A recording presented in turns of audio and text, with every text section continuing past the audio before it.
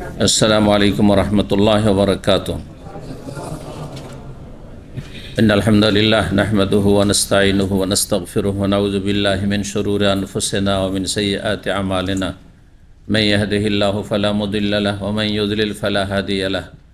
व अशहदु अल्ला इलाहा इल्लल्लाहु वहदहु ला शरीका लहु व अशहदु अन्न मुहम्मदन अब्दुहु व रसूलुहु सल्लल्लाहु तआला अलैहि व अला आलिहि व सहबिहि व सल्लम तस्लीमान कसीरा। अम्मा बाद। सम्मानित भातृमंडলী, আল্লাহ রাব্বুল আলামিনের প্রশংসা এবং প্রিয় নবী সাল্লাল্লাহু আলাইহি সাল্লামের ওপর সালাত ও সালামের পর আজ জুমাবার 10ই শাওয়াল 1445 হিজরি মোতাবেক 19 এপ্রিল 2024 আমাদের ধারাবাহিক আলোচনা কিতাবুল হজ সহিহুল বুখারী, সহিহ বুখারীর হজের পর্ব নম্বর 8। ইমাম বুখারী রাহিমাহুল্লাহর এই হজের পর্বের অধ্যায় নম্বর হচ্ছে 33। মহান আল্লাহ এতে দুটো আয়াত কোরআনে কারিমে রয়েছে সূরা বাকারার, আল্লাহ রাব্বুল আলামিনের নাযিলকৃত দুটো আয়াত দিয়ে ইমাম বুখারী রাহিমাহুল্লাহ অধ্যায় শুরু করেছেন। বলছেন, বাবু কওলিল্লাহি তাআলা আল হজ্জু আশহুরুম মালুমাত। এই অধ্যায় হচ্ছে মহান আল্লাহর বাণীর তাফসীর সম্পর্কে, যেখানেই অধ্যায়ে থাকবে বাবু কওলিল্লাহ মানে বাবু তাফসীরে কওলিল্লাহি তাআলা। এই অধ্যায় হচ্ছে মহান আল্লাহর এই বাণীর তাফসীর সম্পর্কে, ব্যাখ্যা বিশ্লেষণ সম্পর্কে, যা আল্লাহ ইরশাদ করছেন যে আল হজ্জু আশহুরুম মালুমাত, হজ সুবিদিত জানাশোনা কয়েকটি মাসে হয়ে থাকে। হজের কয়েকটি মাস রয়েছে মালুমাত, যা সুবিদিত মানে জানাশোনা। মানে একজন মুসলিমকে জানতে হবে যে কোন কোন মাসে হজ শুরু করা যায় আর শেষ করতে হয়, হজের এহরাম করা যায়। আশহর শাহরের বহু বচন মানে মাস, আর মালুমাত মালুমাতুনের বহু বচন। হজের জানাশোনা কয়েকটি মাস রয়েছে, সহজ ভাষায় হজের জানাশোনা বা নির্ধারিত কয়েকটি মাস রয়েছে। আল্লাহ নির্ধারণ করেছেন যে এই মাসগুলির ভিতরেই হজ হবে বা হজের এহরাম করতে হবে। এর আগে করলেও হজ হবে না, আর এর পরে করলেও হজ হবে না। এই সময়গুলি কখন থেকে কখন, যে বলতে পারবে হাত তুলবে। কে বলতে পারেন? হ্যাঁ, মাশাআল্লাহ, একবারে সুন্দর উত্তর। শাওয়াল, জিলকাদ এবং জিলহজের 10 দিন, 2 মাস 10 দিন। তো বহু বচন যে বলেছেন আল্লাহ রাব্বুল আলামিন, সর্বনিম্ন বহু বচন হচ্ছে 2। সর্বনিম্ন বহু বচন হচ্ছে 2। আরবিতেই শুধু মাত্র আরবি গ্রামারেই রয়েছে ওয়াহিদ, তাসনিয়া, জামা, এক বচন, দ্বিবচন, বহু বচন। বাকি পৃথিবীর যত ভাষা রয়েছে সব ভাষাতে এক বচন আর বহু বচন, দ্বিবচন আছে নেই। জি, এই জন্য আরবিতেও সর্বনিম্ন বহু বচন হচ্ছে 2। 2 জন হলে কি বলবেন? তারা, তাই না? যদি আরবিতে হুম না বলে হোমা। জি, আর তারপরে 2 মাস 10 দিন, যেহেতু হ্যাঁ অধিকাংশ দিন হয়েই গেল, তাহলে 3 মাসের মধ্যে অধিকাংশ দিন হয়েই গেল। তো এই জন্য আল্লাহ রাব্বুল কি বলেছেন? বহু বচন আশহুর বলেছেন আর মালুমাত বলেছেন। আশহুর মালুমাত, জানাশোনা নির্ধারিত কয়েকটি মাসে হজ হয়ে থাকে। আল হজ্জু আশহুরুম মালুমাত ফামান ফারাদা ফিহিন্নাল হজ্জ ফালা রাফাসা ওয়ালা ফুসুকা ওয়ালা জিদালা ফিল হজ। সুতরাং এই দিনগুলিতে শাওয়াল, জিলকাদ, জিলহজের এই 10 দিন, এর মধ্যে যারাই হজ নিজের ওপর ফরজ করে নেবে, হজ ফরজ করে না মানে হজের এহরাম করে না। হজের এহরামে ঢুকে গেলে আপনি ফরজ করে আর বের হইতে পারবেন না যদি শর্ত না লাগান। একটা রাস্তা রয়েছে শুধু শর্ত লাগান। এই মাসলা জানা থাকলে সুবিধা হয়। বাই চান্স কোনো রকমের যদি আমার অসুবিধা হয়ে যায়, রাস্তায় গিয়ে আমি বেআইনি যাচ্ছি, অনেকে এরকম হ্যাঁ যাচ্ছেন, অথবা অসুস্থ হয়ে যেতে পারি, দুর্ঘটনা আল্লাহ না করে কিছু হইতে পারে, যাতে আমাকে ফিদিয়া দম না দিতে হয়, ফেঁসে না যায়, সেই জন্য ইন হাবাসানি হাবেসুন ফামা হেল্লি হাই হাবাস্তানি, আল্লাহ কোনো বাধাগ্রস্তকারী যদি বাধা দিয়ে দেয়, মানে কোনো কারণে যদি আমি বাধাগ্রস্ত হয়ে না মক্কা পৌঁছিতে না পারি, তাহলে আমি কিন্তু হালাল হয়ে যাব যেখানে তুমি বাধা দিবে, যেখানে বাধাগ্রস্ত হব। এই শর্ত সবার জন্য জরুরি নয় বা লাগানো ঠিক নয়, কিন্তু যার আশঙ্কা রয়েছে, বিনা পারমিশনে যাচ্ছেন হয়তো, অথবা শরীরটা খারাপ রয়েছে, অসুস্থ, কি জানি হজ করতে পারবো কি পারবো না, রাস্তায় নিরাপত্তাহীনতা রয়েছে, কি জানি পৌঁছিতে পারবো কি পারবো না, সময় একবারে সংকীর্ণ, জানি না এই ভিড় ভাড়ে গিয়ে আরাফার আগে পৌঁছিতে পারবো কি পারবো না। অনেকেই তাইফ আশপাশ থেকে যারা হজে বেরোয় শেষ মুহূর্তে, যখন ওই চেকপোস্টগুলোতে আর কড়াকড়ি থাকে না, জানেন যারা কাছে থাকেন, এক সময় এইভাবে অনেকে হজ করেছেন, গিয়ে যুদ্ধে আছেন অথবা তাইফে আছেন, শেষ মুহূর্তে 9 তারিখে আরাফায় সকাল 10টার সময় ছেড়ে দিয়েছে, আর কোনো চেকপোস্ট নেই, এই তাড়াতাড়ি ঢুকো ঢুকো ঢুকো ঢুকো, ভিড় ভাড়ে পড়ে গেল, সূর্য ডুবে গেল রাস্তায়, সূর্য ডুবে গেল চলে। অবশ্যই এখানে মশলা জেনে রাখতে হবে, সূর্য ডুবা পর্যন্ত দিন এবং সূর্য ডুবা পর্যন্ত দিনে আসল থাকা, জোহর আসর জমা করবেন আরাফায়, শেষ দিকটা বলছি হজের, এরপরে আর হজ হবে না।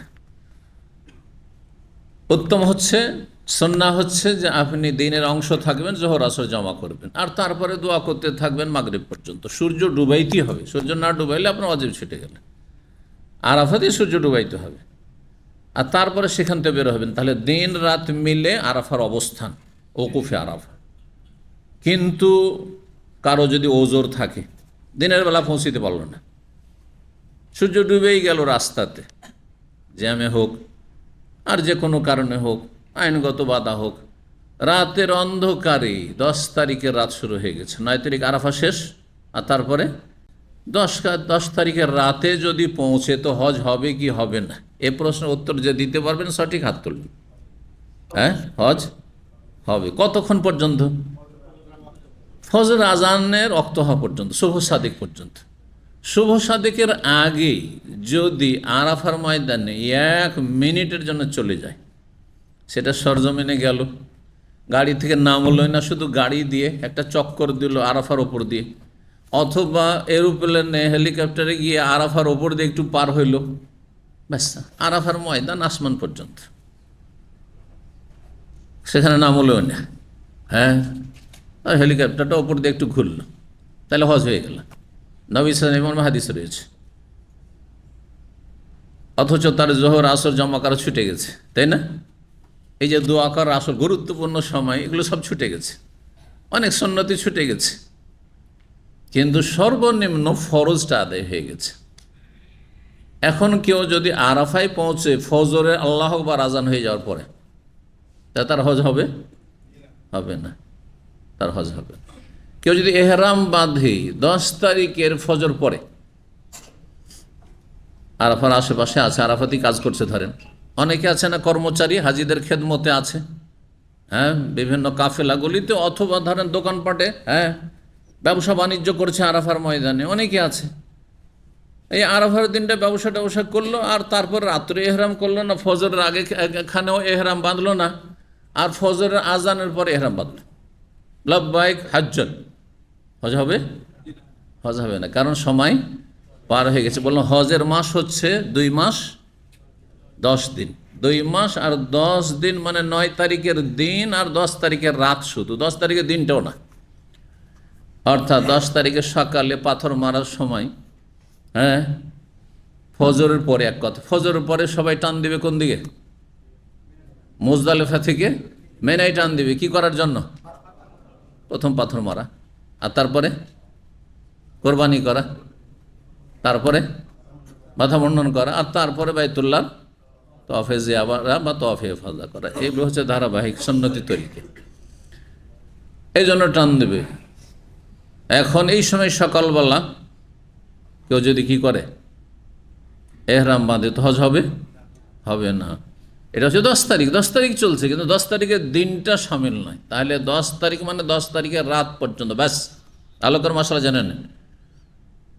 তাহলে এমার্জেন্সি হজ, মেলা সুন্নাত ছুটলো, 8 তারিখে মেনায় থাকলো না, ঠিক আছে, 9 তারিখের দিনে আরাফায় থাকলো না, হ্যাঁ, 10 তারিখের রাতে মুজদালিফা তো থাকতে পারলো না, তো অজেব তো ছুটলো, মুজদালিফা থাকা অজেব, অজেব ছুটলো, ঠিক কিনা? কিন্তু ওয়াজেব ছুটলে সেটা দম দিয়ে ঘাটতি পূরণ হয়ে যাবে, রুকুন আদায় হলে হবে। হজের রুকুন কয়টি? জি। তো রুকুন আদায় হয়েছে মানে আরাফায় ফজরের আগে কিছু মুহূর্ত থেকেছে, তাহলে হজ হয়ে গেছে, হজ হয়ে গেছে। আশা করি বিষয়টি বুঝতে পেরেছেন। তাহলে 2 মাস 10 দিন বলতে হচ্ছে। আচ্ছা, 2 মাস 10 দিন তো সওয়াল মাস আবার কি হজ করে? কারণ এই বিষয়গুলি ভেঙে না বললে আর আপনারা হয়তো ওইভাবে জিজ্ঞাসা করবেন না। আপনাকে যদি কেউ জিজ্ঞাসা করে পরে, কথা তো ঠিকই, তো আমি তো বুঝলাম না, শেষটা না হয় বুঝলাম যে এরপরে 10 তারিখের দিন এহরাম করলে হবে না। কেউ যদি হজের নিয়ত করে 10 তারিখের দিনে, তাহলে হজ হবে না, হজের সময় শেষ হয়ে গেছে। যদিও হজের কাজ বাকি আছে, 10 তারিখে তো 4টি কাজ, বরং সাফা মারো সাইদ হলে 5টি কাজ হয়ে যায়, তাই না? আর তারপরে আবার মেনাতে এসে রাত থাকা, আর প্রতিদিন আপন আপন অক্তে সালাতগুলি পড়া, 11 তারিখ 12 তারিখ 13 তারিখ পর্যন্ত থাকলে বেশি উত্তম, আর না হলে কমপক্ষে 12 তারিখ পর্যন্ত। হজের কাজ তো চলছে এখনও, কিন্তু হজ আর শুরু করা যাবে না, হজ আর শুরু করা যাবে না, সময় নেই। 10 তারিখের দিনের বেলা আর হজ শুরু করা যাবে না। 2 মাস 10 দিনের অর্থ এই দিকটা তো বুঝিয়ে দিলাম বা বুঝে নিলাম ধরেন, কিন্তু শাওয়াল মাসে হজ হবে এর মানে কি? এখন তো শাওয়াল মাস চলছে, 10 শাওয়াল আজকে, এখন হজ হবে? এখন হজ হবে? তাহলে এর অর্থ কি? আল হাজ্জু আশরু মালুমাত, হজের জানাশোনা নির্ধারিত নির্দিষ্ট কয়েকটি মাস রয়েছে, শাওয়াল, জিলকাদ, জিলহজ। এমনকি জিলকাদ মাসে কি হজ হবে? কোন ব্যক্তি জিলকাদ মাসে গেল আর তারপরে মেনার 8 তারিখও থাকলো না জিলহজে, আর 9 তারিখও থাকলো না, 10 তারিখও থাকলো না, এগুলো করলো না। 8 থেকে নিয়ে 13 তারিখ পর্যন্ত হজ, 8, 9, 10, 11, 12, 13, আর 5 দিন থাকা জরুরি, 12 তারিখ পর্যন্ত 5 দিন আসল হজ। জিলকাদ মাসে গেল আর জিলকাদ মাসে গিয়ে ঘুরে চলে আসলো, বা শাওয়াল মাসে আজকে বেরিয়ে গেল, আজকের আলোচনা শুনলো আর অসম্পন্ন শুনলো। অসম্পন্ন শুনলে যে লসটা, যারা ওই যে আসেন, হ্যাঁ, শুরুতে আসবেন না, আরামসে আলোচনা আধা ঘন্টা চলে গেছে, 40 মিনিট, তারপরে আসবেন, আসার পরে কিছু শুনলেন, কিছু ছাড়লেন, বোঝা গেছে? আর কয়েকবার করে শুরু বাথরুমই লাগে, দর্শে বসলে শুধু বাথরুম শুরু হয়ে যায়, অনেকের আবার আছে এইরকম আনাকুম জানাকুম, একবার ঢুকছেন একবার বেরোচ্ছেন। অসম্পন্ন আমার কথা শুনলেন, আর তারপরে শাওয়াল মাসে চলো হজটা, এখনই ভিড় ভাড় নেই, কিছু নেই, এখন যে হজ করে চলে আসি, কারণ শাওয়াল মাসে হজ হয় শুনেছি। আর গিয়ে আপনি কি করলেন? হজের সবগুলি কাজ করলেন, মেনায় থাকলেন, মুজদালিফা থাকলেন, আরাফায় থাকলেন, আর পাথর মারলেন, সব কিছু করলেন, চলে আসেন, হজ হবে? 3-4 দিন পরে, 5 দিন পরে চলে আসলেন আপনি মক্কাতে, হজ হবে? হবে? তাহলে বললাম যে হজের মাস হচ্ছে শাওয়াল মাস, জিলকাদ মাস, আর জিলহজের 10 দিন। এর মানে কি তাহলে? এর মানে এটা কে বলতে পারে? আপনারা এই জন্য বলতে বলছি যাতে করে, হ্যাঁ, বুঝলেন কি না আমি বুঝি যে আসলে বুঝলেন কি না। হ্যাঁ, কে বলবে? শুরু করতে পারবেন, শুরু করতে পারবেন, কিন্তু শেষ করতে পারবেন, শেষ করতে আপনাকে ওই 12ই জিলহজে শেষ করতে হবে, কিন্তু শুরু করতে পারবেন। এখন ধরেন, এখন উদাহরণ দিই বোঝানোর জন্য, আজকে শাওয়াল মাসের কয় তারিখ? আজকে শাওয়াল মাসের 10 তারিখও দরকার, ঈদের দিন, ঈদুল ফিতরের দিন ধরেন। শাওয়াল মাসের কয় তারিখ ঈদুল ফিতরের দিন? 1 তারিখ। 1 তারিখে কেউ এহরাম করলো আর তারপরে ওমরা করলো, আর নিয়ত করলো যে এই ওমরা দিয়ে আমি হজে তামাত্ম করব। এই ওমরা দিয়ে কি করব? হজে তামাত্ম করব। তারপরে ওমরা করার পরে মক্কার প্রবাসী বা মক্কার নাগরিক অথবা এখানে দামামে থাকে, মক্কায় গিয়ে থেকে গেল, আর ফিরে আসলো না, কারণ কিছু মাঝে ফিরে চলে আসলে ওর সাথে কানেকশন থাকবে না, ইখতিলাফি মাসলা, সেই জন্য ওইদিকে যাচ্ছে না। যেটাতে ইখতিলাফ নেই ওইটা বলি। আমি মক্কাতে থেকে গেলেন, দামামের লোক, মক্কাতে থেকে গেলেন, আপনি কয় তারিখে ওমরা করলেন? শাওয়াল মাসের, যে হজের মাস শুরু হচ্ছে, শাওয়াল মাসের 1 তারিখে ওমরা করলেন আপনি ঈদের দিনে, আর উমরা করার পরে নিয়ত করলেন যে আল্লাহ এই উমরা দিয়ে আমি হজে তামাত্ম সারব। হজে তামাত্ম কাকে বলে আসছে যেহেতু অধ্যায়, এখনই বুঝে নেন। হজ কত প্রকার? হজে তামাত্ম হচ্ছে যে আগে আপনি এহরাম বাঁধবেন কিসের? ওমরার। আর ওমরা করে হালাল হয়ে যাবেন, যেমন স্বাভাবিক ওমরা করেন। আর তারপরে হালাল হয়ে থাকবেন 8 তারিখ পর্যন্ত, 8ই জিলহজ পর্যন্ত। 8ই জিলহজে আপনি জোহরের আগে আগে এহরাম করে কোথায় যাবেন? মেনায় যাবেন। আর তারপরে 8, 9, 10, 11, 12 আর 13 পর্যন্ত থাকলে ভালো। এখন হজের কাজগুলি সারবেন। তখন 8 তারিখে যখন নিয়ত করে বলবেন যে আল্লাহ আমি এখন হজের জন্য হাজির হয়েছি, লব্বাইক হাজ্জান, হজের জন্য। আর আপনি হজের মাসগুলিতে শাওয়াল মাসের ওই 1 তারিখে ঈদুল ফিতরের দিনে কি করেছেন? উমরা করেছেন। আর নিয়তে আছে যে এই উমরা দিয়ে আমি কি করে, আর মাঝখানে কোনো উমরা টুমরা করলেন না। মক্কাতে কাজকাম করছেন, না হয় ঘুমাচ্ছেন, যা পারছেন তাই করছেন। আর তারপরে আপনি হজ করে চলে আসেন। আপনার হজ তামাত্তু হইল না কেরান হইল না এফরাদ হইল? হজে তামাত্তু হইল। কেন? কারণ উমরা করেছেন আপনি হজের মাসেই। সুতরাং এই উমরার হজের সাথে আপনার কি আছে? সম্পর্ক আছে, কানেকশন আছে। সেজন্য আপনার হজ কি হয়ে গেছে? হজে তামাত্তু হয়ে গেছে। আরেকটি উদাহরণ দিই, আমার উদাহরণ দিই। আমি 30 রমজান কি করেছি? ওমরা করেছি। 30 রমজান কি বার ছিল? ঈদ হয়েছে কি বারে? বুধবারে না? মঙ্গলবারের দিনে আমি ওমরা করেছি। তারিখটা কি ছিল? 30 রমজান। হজের মাস শুরু হয়েছে? হয়নি। আর তারপরে আমি নিয়ত করেছি যে আল্লাহ এই উমরা দিয়ে আমি হজে তামাত্তু করব, ধরে নিয়ত করেছি আমি। আর মাঝখানে আর উমরা টুমরা করলাম না, কিছুই করলাম না। 8 তারিখে এহরাম বাঁধা, লব্বাইক হাজ্জান, আল্লাহ আমি হজের এহরাম করে আমি এখন হাজির হলাম কোথায়? মেনায় হাজির হইলাম। আর নিয়ত করলাম যে আমি যে 30 রমজানে কি করেছি? ওমরা করেছি। ওইটাকে এর সাথে যুক্ত করে কি করব? হজে তামাত্তু করব। হবে? কেন হবে না? কারণ আমার ওমরা হজের মাসে হয়নি, হজের মাসের একদিন আগে হয়ে গেছে, কয়েক ঘন্টা আগে হয়ে গেছে। এবার বোঝা গেছে? এরপর আর অস্পষ্ট থাকার কথা, একটা ছোট নাবালক এই কথাগুলি বুঝতে পারবে। আশা করি বুঝেছেন।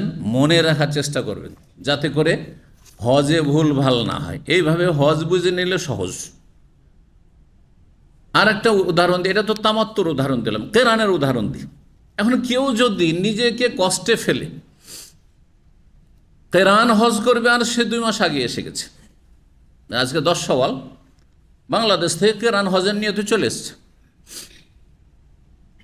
এখন উমরা খোলা আছে না? আছে না? নাই? উমরা খোলা আছে।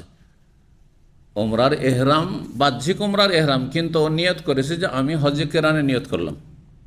আইন বিরোধী কাজ করলো ধরেন, কিন্তু সেইভাবেই করলো। মাসলার উদাহরণ দিয়ে বুঝায়। 10 শাওয়ালে কি করলো? আজকে এসে জেদ্দায় নামলো, তার আগে নিয়ত করেছে যে আমি হজে কেরানের নিয়ত, লাব্বাইক উমরাতান ও হাজ্জান, আল্লাহ হাজির হয়েছি উমরা হজ দুটোই একসাথে নিয়ে। এর নাম কি? হজে কেরান। আর তারপরে এহরাম অবস্থায় থেকে গেল। এহরাম থেকে এহরাম বদলায়, সেলাই করা কাপড় পরে না, এহরাম অবস্থায় যে বাধা নিষেধ করেছে সেগুলো থেকে বিরত থাকে। এহরাম অবস্থায় এর মাঝে চুলটুল কাটলো না, কিছুই করলো না, নখ কাটলো না, থেকে গেল। শাওয়াল মাসের আরও 20 দিন, জিলকাদ মাস থাকলো, হ্যাঁ, আরও 30 দিন, 50 দিন। তারপরে 8 তারিখ আসলো, প্রায় কাছাকাছি 60 দিন, 58 দিন হয়ে গেল। আর তারপরে ওই এহরামের কাপড়েই, এহরামের কাপড় বদলাইতে পারবেন কিন্তু সেলাই করা কাপড় দিয়ে বদলাইতে পারবেন না। এহরাম তো এহরাম, এহরামের কাপড় খুললেন একটা, আর এক সেট 2-3 সেট রাখা আছে, যেমন অন্য অন্য কাপড় আমরা কয়েক সেট রাখছি, আর বদলাচ্ছে আর থাকছে। অসুবিধা আছে? শরীয়তে কোনো অসুবিধা নেই। কিন্তু নিজেকে মুসিবতে ফেলেছে, কষ্টে ফেলেছে যে 3 মাস ধরে সে কিসে আছে? এহরাম অবস্থায় আছে, এবং এহরামের বাধা নিষেধগুলি তাকে মেনে চলতে হচ্ছে। চুল কাটতে পারছেন না, তো মোজ কাটতে পারছে না, তো নখ কাটতে পারছে না, ইত্যাদি ইত্যাদি করছে এরকম। তো যাই হোক, এইভাবে কি করলো? হজ করলো। এর হজ কি হবে? হজে কেরান হবে না? হবে না? হজে কেরান হয়ে যাবে। কিন্তু সেই ব্যক্তি যদি 30 রমজানে কি করত, নিয়ত করত লাব্বাইক উমরাতান ওয়া হাজ্জান, আল্লাহ আমি এই 30 রমজানে মক্কা ঢুকতে পেরেছি, এইটাই দিয়ে চুপচাপ থেকে যাবো, মক্কা আর যাব না, হ্যাঁ, আর হজটা সেরে যাবার হজে কেরান করব। হানাফি মজহাবে হজে কেরান উত্তম, আমি হানাফি, ধরে না। এমন আছে মেলা কেউ আছে, থাকছে সে 1 মাস 1.5 মাস ধরে এহরামের অবস্থায় থাকছে। হানাফি মোল্লারা যারা 1 মাস আগেও চলে আসে হজের, আর তাদের মজহাবের একবারে অন্ধ, হ্যাঁ, মুকাল্লেদ, সুতরাং সে হজে কেরানি করবে। 1 মাস 1.5 মাস ধরে কাপড় বদলাইতে আছে, এহরামের কাপড়ে আছে, নিজেকে কষ্টে ফেলছে, করছে এরকম অনেকে। তো এটা যদি 30 রমজান, হ্যাঁ, কি করলো, এসে মক্কায় ঢুকলো আর বলল সে মিকাত থেকে বা ফ্লাইট থেকে লাব্বাইক উমরাতান ওয়া হাজ্জান, আল্লাহ হাজির হয়েছি উমরা হজ দুটো নিয়ে, হ্যাঁ, আর তারপরে ওই হেরাম অবস্থায় থেকে গেল। আর তারপর 8 জিলহজ মেনা গেল, আরাফা গেল 9 তারিখ, 10 তারিখ, এই করে সব কাজগুলো সেরে নিল। তার হজ কেরান হবে, হ্যাঁ, বা হজ হবে না? তার হজ হবে না, তার উমরাই হবে শুধু, এত লং টাইম ধরে থেকে। কারণ সে, হ্যাঁ, এহরাম বেঁধেছে কখন? হ্যাঁ, রমজান মাসের 30 তারিখে, আর একদিন পরে বাঁধলে কাজ হয়ে যেত। কিন্তু এবার বুঝতে পেরেছেন, কারণ হজের মাস শুরু হয়নি, সুতরাং তার উমরা করার অধিকার আছে রমজান মাসে, কিন্তু হজ করার অধিকার নেই। হ্যাঁ, 8 তারিখে আবার যদি সে নিয়তের নবায়ন করে যে এখন আমি হজ করছি, তাহলে তখন হজ হইতো আলাদা হয়ে হজ হবে। কিন্তু সেটা হজে এফরাদ হবে, কারণ আগের উমরার সাথে তার এই হজের কোনো কানেকশন নেই। আশা করি বিষয়গুলি বুঝেছেন। আর তারপরে এখন আমরা এই হাদিস বা আয়াতগুলি দেখি। তো আল হাজ্জু আশহুরুম মালুমাত ফামান ফারাদা ফিহিন্নাল হাজ্জা ফালা রাফাসা ওয়ালা ফুসুকা ওয়ালা জিদালা ফিল। সুতরাং রমজান কি বলছে, হজের যখন মানুষ কাজ নিজের ফরজ করে নেবে, মানে এহরাম করে নেবে, এহরাম অবস্থায় ফালা রাফাসা, যৌনাচার করবে না। স্ত্রীর সাথে আছে আর আপনি স্ত্রীর সাথে আপনি বিনোদন করছেন, আমোদ ফুর্তি করছেন না, করবেন না। স্ত্রীকে আলিঙ্গন করা, স্ত্রী আর গায়ে হাত দেওয়া, কাম ভাবনি, অথবা স্ত্রীকে চুম্বন করা, এই সমস্ত জায়েজ নয়। সহবাসও যায়, সহবাস করলে তো আপনার হজই নষ্ট হয়ে যায়, হজ শেষ হয়ে যায়। তো ফালা রাফাসা ওয়ালা ফুসুক, আর কোনো পাপাচার নেই, কোনো অন্যায় কাজ করা যাবে না। সুতরাং এহরাম অবস্থায় আছে আর দাড়ি মণ্ডনকারী, আর দাড়ি মণ্ডন করতে আছে, হ্যাঁ, বিড়ি সিগারেট খোর, আর বিড়ি সিগারেট খেতে আছে, জর্দা খোর মোল্লা, জর্দা দিয়ে পান খেতে আছে, সে ফাসিক। ওয়ালা ফুসুক, আল্লাহ বলছেন যে ফাসিকি কাজ করবে না এর অবস্থায়। ওয়ালা জেদালা ফিল হাজ, আর এসে তর্ক বিতর্ক ঝগড়া করছে, এক হাজি আর হাজির সাথে পাকশাক নিয়ে, তাদের বিল্ডিংয়ে দেখবেন পাকশাক নিয়ে ঝগড়া, খাওয়া দাওয়া নিয়ে ঝগড়া, আর এই রুম নিয়ে ঝগড়া, আর রুম ক্লিন করা নিয়ে ঝগড়া, না। ওয়ালা জেদালা ফিল হাজ, আরে হজের এহরাম করেছো তুমি, এহরাম অবস্থায় আছো, ওয়ালা জেদালা ফিল হাজ, কোনো অবকাশ নেই। ঝগড়া অন্যায় হলে সবসময় হারাম, কিন্তু এহরাম অবস্থায় সেটা মারাত্মক হারাম। যেমন গোনা সব জায়গায় গোনা, কিন্তু মসজিদেও সেই গোনাটি করে। হ্যাঁ, বিড়ি সিগারেট খাওয়া সব জায়গায় হারাম, জর্দা খাওয়া সব জায়গায় হারাম, তামাক খুবই জিনিস, এটি তৈয়ব নয়, এতে পুষ্টিও নেই আর খিদাও দূর করে না। যাতে পুষ্টি নেই, খিদা দূর করে না, সেটা জাহান্নামী খাবার, দুনিয়ার জাহান্নামী খাবার। দুনিয়াতেই জাহান্নামী খাবার খেলে আখেরাতে জাহান্নামের সম্মুখীন হইতে হবে, হারাম খাবার। ভালো করে শুনে। তো মসজিদে বসে কেউ যদি জর্দা খায়, মসজিদে বসে কেউ যদি সিগারেট খায়, মসজিদে বসে যদি কেউ, হ্যাঁ, গালাগালি করে, বাইরেও গাল দেওয়া হারাম, কিন্তু মসজিদও হারাম, সেটা মারাত্মক হারাম। ঠিক ওই রকমই স্থান এবং কাল বিশেষে গুনাহ কি হয়ে যায়, একই গুনাহ বড় হয়ে যায়, আরও বেশি বড় হয়ে যায়। মক্কায় বসে গুনাহ করছেন, মদিনায় গুনাহ, মদিনার বেনামাজি, মক্কার বেনামাজি, দাম্মামের বেনামাজি চাইতে নিকৃষ্ট। আলাদা শুনে রাখেন, মক্কা মদিনায় যে হতভাগা বেদিন রয়েছে, বহু বেদিন রয়েছে, যারা দিন নিয়ে দূরে আছেন তারা তাদের চাইতে অনেক ভালো নিয়ামতে আছেন, বলো আলহামদুলিল্লাহ। হয়তো আল্লাহ আপনার আমার যেন কল্যাণ চেয়েছেন যে তোমার দ্বারা গুনাহ যেন না হয় মোবারক জায়গায়, সেন তোমাকে দূরে রাখছি, ওখানে ভালো থাকো। যখন আসবে বড় ইমানি জজবা নিয়ে, অনুপ্রেরণা নিয়ে এসে মক্কা মদিনা প্রবেশ করবে। এই জন্য অনেক বিজ্ঞ ওলামারা বলেছেন যে মক্কা মদিনায় স্থায়ী থাকার চাইতে মাঝে মাঝে আসা ভালো, তাতে ইমান বেশি তাজা হবে। বাস্তব সত্য, যে এহতেরাম, যে শ্রদ্ধা মক্কা মদিনার আছে, দূর থেকে কি আবেগ নিয়ে যাচ্ছেন, কি ইমানই আপনি জজবা নিয়ে যাচ্ছেন, আর কত আপনি মেহনত করে ইবাদতবন্দি করছেন, কত গুরুত্ব দিয়েছেন এক একটি ওয়াক্ত নামাজের জন্য। মক্কার লোকেরা এটা করেই না, মদিনার লোকেরা করে না। ইল্লা মাশাআল্লাহ অল্প কিছু লোক হয়তো আছে, বিভিন্ন গুনাহে জড়িয়ে যাচ্ছে। যেমন একজনের সাথে রাত দিন দেখা হলে তার মূল্য থাকে না, যেন আমার সাথে আপনাদের এত সহজে দেখা হয়ে যাচ্ছে না, ঠিক কিনা? তো আমার ঘর কি মুরগি ডাল বরাবর, উর্দুতে একটা কথা আছে যে বাড়ির পোষা মুরগি যদি হয় তো ডালের তরকারির মতো, যেমন ডাল দিয়ে ভাত খাওয়া আর বাড়ির পোষা মুরগি, ঠিক না? তো দাম্মামে পেয়ে যাচ্ছেন, আর দাম্মামে থেকে অনেকেই, যে ছাত্র ভাইদেরকে বিশেষ করে বলছি, দাম্মামে থেকে ভয়েস মেসেজ দিয়ে আমার 1 মিনিট 2 মিনিট নেবেন আর প্রশ্ন করবেন, এটা করিয়েন না। কারণ আমি যদি জানি আপনি দাম্মামের লোক, আমি উত্তর দিই না। আমি যদি জানি যে আপনি দাম্মামের লোক আর ভয়েস মেসেজ দিয়ে আপনি প্রশ্ন করবেন, খুব বেশি উত্তর দিলে একবার দিয়ে, এর বেশি আর দিই না। এই জন্য অনেকে জানেন যে 2বার 3বার মেসেজ দিয়ে তার আরও উত্তর দিইনি আমি। ইল্লা মাশাআল্লাহ দাওয়াতি স্বার্থ সেটা আলাদা কথা, কিন্তু আপনার প্রশ্নের স্বার্থে আপনি সেন্টার আসবেন না, আপনি সামনে এসে জিজ্ঞাসা করবেন না, দর্শে আসবেন না, আর আপনি ভয়েস মেসেজ দিয়ে আপনি উত্তর নেবেন। যেটা ইউরোপ, আমেরিকা থেকে, জাপান থেকে, বাংলাদেশ থেকে যারা আমার সাথে দেখা করার সুযোগ পান না, তাদের জন্য, তাদের অধিকারীটি। এই জন্য এই ভুল আর করিয়েন না আপনারা, কারণ এটা করে লাভ নেই। আল্লাহ বলছি, আমি কারো আমি মুখ চেনে কাজ করি না। আপনি কাছে আছেন, একটু খেটে খান, দুনিয়ার ক্ষেত্রে খেটে খাচ্ছেন, আপনার মাসলা জানবেন, আসেন একটু, আসার পর আপনি জানেন গরজ থাকলে, আর গরজ নেই, যার কাছে পাচ্ছেন আপনি ফ্রিতে জেনেন। আপনি আমার কাছে জানতে হলে আমার সেন্টার আসো দামামে থাকে। এই জন্য কেউ টেলিফোন যদি করে আর বলে শেখ আমি কোথায় থাকেন, অনেকে চালাক, বলে না যে দামামে আছি। কোথায় আছেন? বলছে দামামে। দামাম কোন জায়গায়? দামাম তো অনেক বড়, তাই না? গিজাজে আছে।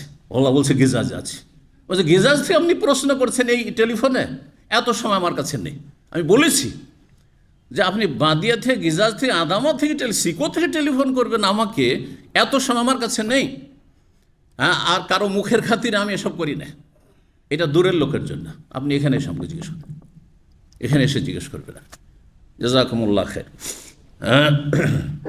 ওয়ালা জিদালা ফিল হজ। তো এই পর্যন্ত 197 নম্বর আয়াত সূরা বাকারার। আর তারপরে আরেকটি আয়াত নিয়ে এসেছেন 189 সূরা বাকারা। বলছেন ইয়াসআলুনাকা আনিল আহিল্লাহ, হে নবী তোমাকে লোকেরা জিজ্ঞাসা করছে নতুন চাঁদ সম্পর্কে। আহিল্লাহ কিসের জমা হইতে পারে? হ্যাঁ, হেলাল। কোথায় হেলাল, কোথায় আহিল্লাহ? আরবি গ্রামার। জি, হেলালের জমা হচ্ছে আহিল্লাহ। ইয়াসআলুনাকা আনিল আহিল্লাহ, লোকেরা তোমাকে জিজ্ঞেস করছে নতুন চাঁদ সম্পর্কে। চাঁদের অবস্থা এমনটা কেন? মাসের শুরুতে একবারে চিকন হয়ে দুর্বল হয়ে উঠে, আবার ধীরে ধীরে ধীরে ধীরে বড় হয় আর পূর্ণতা লাভ করে, আবার সেটা ধীরে ধীরে কমতে থাকে, আর তারপরে ক্ষয় হয়ে গিয়ে আবার চিকন হয়ে যায়, তারপর আবার নিশ্চিহ্ন গায়েব হয়ে যায়, তারপরে আবার দেখা যায় নতুন চাঁদ নতুন মাসের। এতে লাভটা কি? এর রহস্যটা কি? লাভটা কি? ইয়াসআলুনাকা আনিল আহিল্লাহ, এই জিজ্ঞাসা করেছিল নবী সাল্লাল্লাহু আলাইহি সাল্লামকে সাহাবায়ে কেরামগণ হন অথবা অমুসলিমরা, কাফেররাও হইতে পারে।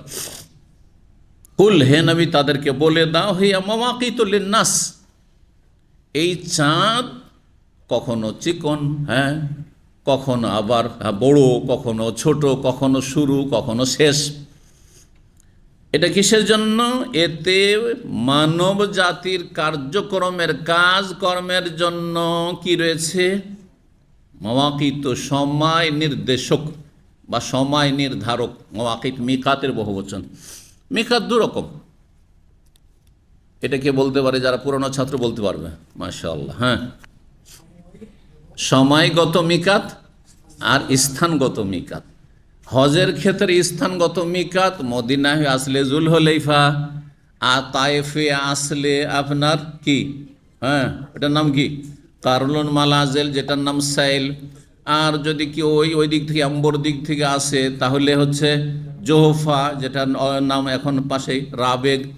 আর যদি দক্ষিণ অঞ্চল থেকে আসে ইয়ামানের দিক থেকে তাহলে হচ্ছে ইয়ালামলাম। আর যদি এরাকের রাস্তা হয়ে আসে তো যাতে এর কয়টি মিকাত রয়েছে? 5টি স্থানগত মিকাত, এগুলা হজের ওমরার সাথে সম্পর্কিত।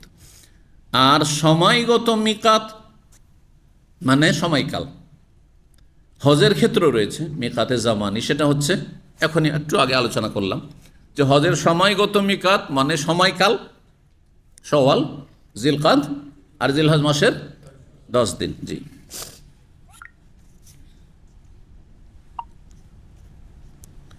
তো হিয়া মাওয়াকিতুল লিন্নাস, এখানে মানুষের কাজ কর্ম সম্পাদনের জন্য সময় নির্ধারক। তাহলে এখানে মিকাত স্থানগত নয়, কি গত? কালগত, সময়গত। যে এর মাধ্যমে মানুষ নিজের কাজকর্মের ক্ষেত্রে জানতে পারছে যে 1 মাস হলো, 1 মাসের বেতন আমি পাবো। এখন এক সময় আরবি মাসে বেতন নিতেন আপনারা, আমরা নিতাম, তাই না? এখন সময় ইংলিশে শুরু হয়েছে। তো যাই হোক, ইংলিশে মনে রাখা, যদি ক্যালেন্ডার না থাকে, বিনা ক্যালেন্ডারে কেউ ইংলিশ তারিখ বলতে পারবে? দেখেন, ইসলামী তারিখ, ইসলামী মাস আর গাইর ইসলামী অন ইসলামিক মাসের মাঝে পার্থক্য। বিনা ক্যালেন্ডারে বাঙালি মানুষ তারপরে বলতে পারে না যে এখন বাংলা কোন মাস চলছে, কয় তারিখ চলছে। আনুমানিক হয়তো একটা আইডিয়া আছে, যেহেতু ছোট কাল থেকে বড় হয়েছে ওইসব। এখন মনে হয় বৈশাখ, কিন্তু চৈত্র না বৈশাখ, চৈত্র শেষ হয়েছে কি না, বৈশাখ শুরু হয়েছে কি না। হ্যাঁ, শীতকাল হিসাবে ছোট থেকে জানি যে পৌষ মাঘ খুব ঠান্ডা চলছে, তার মানে হতে পারে পৌষ মাঘ, কিন্তু পৌষ মাঘ না, আসলে তার আগে আছে, অগ্রহায়ণ আছে, ঠিক না? জানার কোনো উপায় আছে? ক্যালেন্ডার না থাকলে সৌদি আরব, আরব দেশে বা দেশের বাইরে গিয়ে বাংলা তারিখ বলতে পারছেন না বাঙালি সন্তান। ঠিক ওই রকমই ইংরেজি তারিখ বলা সম্ভব নয় যদি ক্যালেন্ডার না থাকে। আজকে মোবাইল হয়ে গেছে, সেজন্য সবই তো আছে এখানে। সব যদি আপনার কাছ থেকে নিয়ে না হয়, মোবাইলও নেই আপনার কাছে, হ্যাঁ, আর আপনার কাছে কোনো ক্যালেন্ডারও বাড়িতে নেই, তাহলে কি করে বলবেন যে ইংরেজি কয় তারিখ আছে?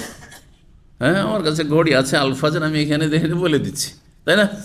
ঘড়িও নাই বা এই সিস্টেমও নাই, অসম্ভব।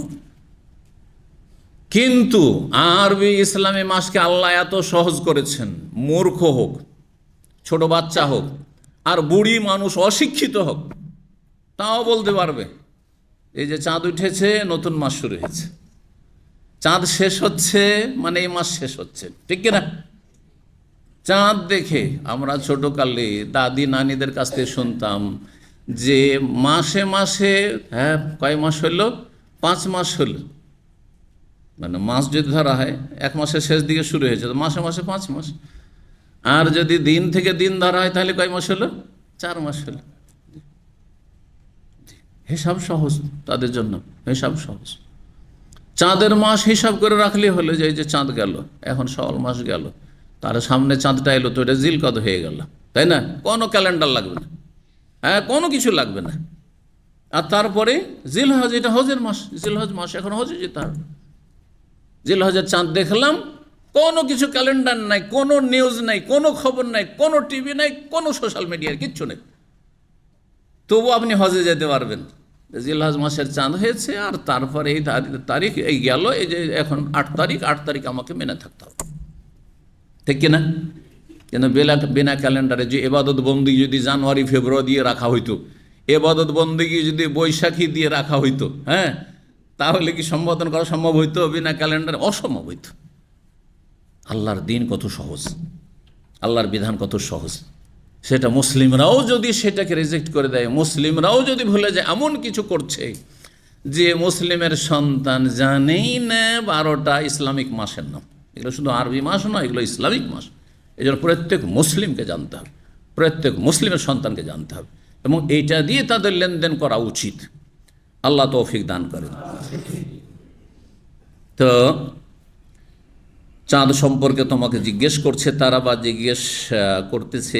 কুল, হে নবী বলে দাও, হিয়া মাওয়াকিতু লিন্নাস, সেটা হচ্ছে মানুষের কাজকর্মের জন্য সময় নির্ধারক, ওয়াল হাজ, এবং হজের জন্য সময় নির্ধারক বা সময় নির্দেশক। হজের সময় বাতলে দেবে এই চাঁদের মাধ্যমে। চাঁদ দেখে দেখে বুঝতে পারবে যে হজের মাস চলে এসছে। চাঁদ দেখে দেখে বুঝতে পারবে যে এখন কিসের মাস, রমজান মাস চলে এসছে। ওয়াকাল ইবনে ওমর, আব্দুল্লাহ বিন ওমর রাদিয়াল্লাহু তাআলা বলছেন, আশহুরুল হজ, হজের মাসগুলি হচ্ছে শাওয়াল ওয়া যুলকাদা ওয়া আশরুম মিন জিলহিজ্জাহ, শাওয়াল মাস, জিলকাদ মাস আর জিলহজ মাসের 10 দিন। কে বললেন? বিখ্যাত সাহাবী আব্দুল্লাহ বিন ওমর রাদিয়াল্লাহু তাআলা। ওয়াকাল ইবনে আব্বাস, আব্দুল্লাহ বিন আব্বাস রাদিয়াল্লাহু তাআলা বলছেন, মিনাস সুন্নাতে, ইসলামের আদর্শ সুন্নাহ হচ্ছে, আল্লাহ ইহরিমা বিল হজ্জে, হজের ইহরাম করবে না কোনো ব্যক্তি, ইল্লা ফি আশরিল হজ, হজের মাস ছাড়া। হজের মাস ছাড়া, হজের আগে। এই সুন্নাহ মানে এইটা ফেকার সুন্নত নয়, হ্যাঁ, যে সুন্নত ছুটলো আর হজ হয়ে যাবে। ইসলামের আদর্শ, এই জন্য বললাম, আমি বললাম না যে ফেকার সুন্নত। ফেকার সুন্নত কোনটা? ফিকার পরিভাষার সুন্নত যেটা ওয়াজিব নয়। তাহলে এইটাই যদি অর্থ করা হয়, তাহলে আপনার হজের মাসে হজের ইহরাম করা কি সুন্নাত, আর যদি কেউ রমজানে করে নেয় তাহলে চলবে, সুন্নাত ছুটলো নাকি? না না, হবেই না হজ। মিনাস সুন্নাতে মানে নবী সাল্লাল্লাহু আলাইহি ওয়াসাল্লামের আদর্শ, ইসলামের নীতিমালা। তাই সুন্না, আমরা সুন্নার যে আরবি ভাষা, সুন্না আপনার সুন্না হাদিসের ভাষায়, সুন্না মানে হাদিস। যখন আমরা হাদিস পড়াবো তখন হাদিস সাবজেক্ট সামনে রেখে সুন্নার সংজ্ঞা করব। যখন ফিকহ পড়াবো তখন ফিকহর সাবজেক্টকে সামনে রেখে, উসুল ফিকহকে সামনে রেখে তখন সুন্নার সংজ্ঞা করব। আর যখন সালাফে সালেহিনদের ভাষায়, আব্দুল্লাহ বিন আব্বাস, ইবনে আব্বাস রাদিয়াল্লাহু তাআলা আনহুর জামানায় কোথায় আপনার এসব পরিভাষা ছিল? কোথায় ফিকহর পরিভাষা ছিল? যেটা সুন্নাত, এটা ওয়াজিব, এটা মুস্তাহাব, হ্যাঁ, এটা হচ্ছে ফরজ, এইসব ছিল না। নবী সাল্লাল্লাহু করেছেন, করতে হবে। নবী সাল্লাল্লাহু নিষেধ করেছেন, নিষেধ। এটা মাকরু তানজি, মাকরু তাহরিমি, এটা হারাম, এটা নাজায়েজ, এইসব কথাবার্তা ছিল না। সব এক, নিষেধ নিষেধ, করতে হবে করতে হবে। ঠিক, যদিও তারা বুঝতেন যে কোনটা বেশি গুরুত্বপূর্ণ, কোনটা কম গুরুত্বপূর্ণ, এটা বুঝতেন অবশ্যই, কিন্তু এইসব পরিভাষাগুলি ছিল না। এক কথায় এখানে সুন্নত মানে ইসলামের আদর্শ, ইসলামের নীতিমালা। সেটা ফরজ হইতে পারে, সেটা ফিকহর ভাষায় সুন্নত হইতে পারে, উত্তম হইতে পারে, আবার সেটা ছাড়া চলবে না। এখানে সেটা ছাড়া চলবে না। কি? হজের মাস ছাড়া অন্য কোনো সময় হজের ইহরাম করা যাবে না। ওয়াকারিহা উসমান, ও উসমান রাদিয়াল্লাহু তাআলা আনহু অপছন্দ করেছেন, আইয়ুহরিমা মিন খোরাসান আও কারমান, কেউ যদি খোরাসান থেকে অথবা কারমান থেকে ইহরাম করে। খোরাসান কোথায় রয়েছে? হ্যাঁ, না, আফগানিস্তান। জি, কেউ আফগানিস্তান থেকে এহরাম বাঁধে, ওখান থেকে এহরাম পরে চলে আসছে। তাহলে বাংলাদেশ থেকে যে যারা উমরায় আসছেন বা হজে আসছেন, তো ঢাকা থেকে তো ফ্লাইটে উঠছেন, তখন তো এহরাম পরে নিছেন, তো এটা না যাইজ। এহরাম পরা না যাইজ নয়, কিন্তু সেখান থেকে যদি লাব্বাইক পড়তে লাগে, এটা না যাইজ।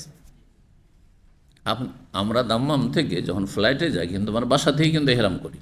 এক সময় গিয়ে এয়ারপোর্টে করতাম, আমি আজকে থেকে 10-15 বছর আগে এয়ারপোর্টে করতাম। কিন্তু এয়ারপোর্টে গিয়ে আবার ও ভিতরে গিয়ে বাথরুমে যাও, তো তারপরে বাথরুমে অনেক সময় ভিড় থাকে, তো লাইন লাগাও, আর তারপরে ওখানে গিয়ে কাপড় চেঞ্জ করো, আবার কাপড়টা খারাপ হয়ে যায়, সুন্দর করে এখানে সব কিছু সেট ফেট করে নিয়ে, আর তারও বাসা থেকে এহরামটা পরে গাড়িতে বসে গেলাম, আল্লাহ বিসমিল্লাহ, ঢুকে গেলাম প্লেনে। হ্যাঁ, অনেকে নিজেকে কষ্ট দিয়ে প্লেনের ভিতরে, এখন তায়েফের কাছাকাছি হতে যাচ্ছে, তখন দেখা যায় ও বাথরুমে যাচ্ছে লাইন দেওয়ার জন্য, কি করবে? এখন গিয়ে ভদ্রলোক এহরাম চেঞ্জ করবে, ছোট্ট একটা টয়লেট, ওর মধ্যে কাপড় চেঞ্জ করা, আর সেই কাপড়টাকে সতর্কতার সাথে না পাকে থেকে রক্ষা করা, জটিলতা। কী দরকার এসবের? যদিও জায়েজ আছে, কোনো অসুবিধা নেই, আপনি প্লেনে চেঞ্জ করবেন, করেন, আপনি মানুষের সামনে চেঞ্জ করেন, সেখানেই করেন আপনি। জি, তো সময়ের আগে এহরামের কাপড় পরতে পারবেন, কিন্তু লাব্বাইক বলতে পারবেন না। এখন দাম্মাম থেকে কেউ যদি বলে লাব্বাইক আল্লাহুম্মা লাব্বাইক, তো কি বলবেন? গুনাহর কাজ করছেন, বেদাত করছেন আপনি। দেখেছেন, কেউ ধরেন মসজিদে নববীর পাশে হোটেল, আর সেখানে আরেকটা উদাহরণ দিই, বেশি দূর না, মেকা 10 কিলোমিটার আর আছে, মাত্র 10 কিলোমিটার, জুলহুলাইফা। তো মসজিদে নবীর কাছে হোটেল, সেখানে ধরেন এহরাম পরে নিল। এহরাম পরেন, কোনো দোষের কথা নেই, আপনি হোটেলে ফ্রেশ হয়ে যান, গোসল করেন, এই ওসুল যথেষ্ট, যথেষ্ট।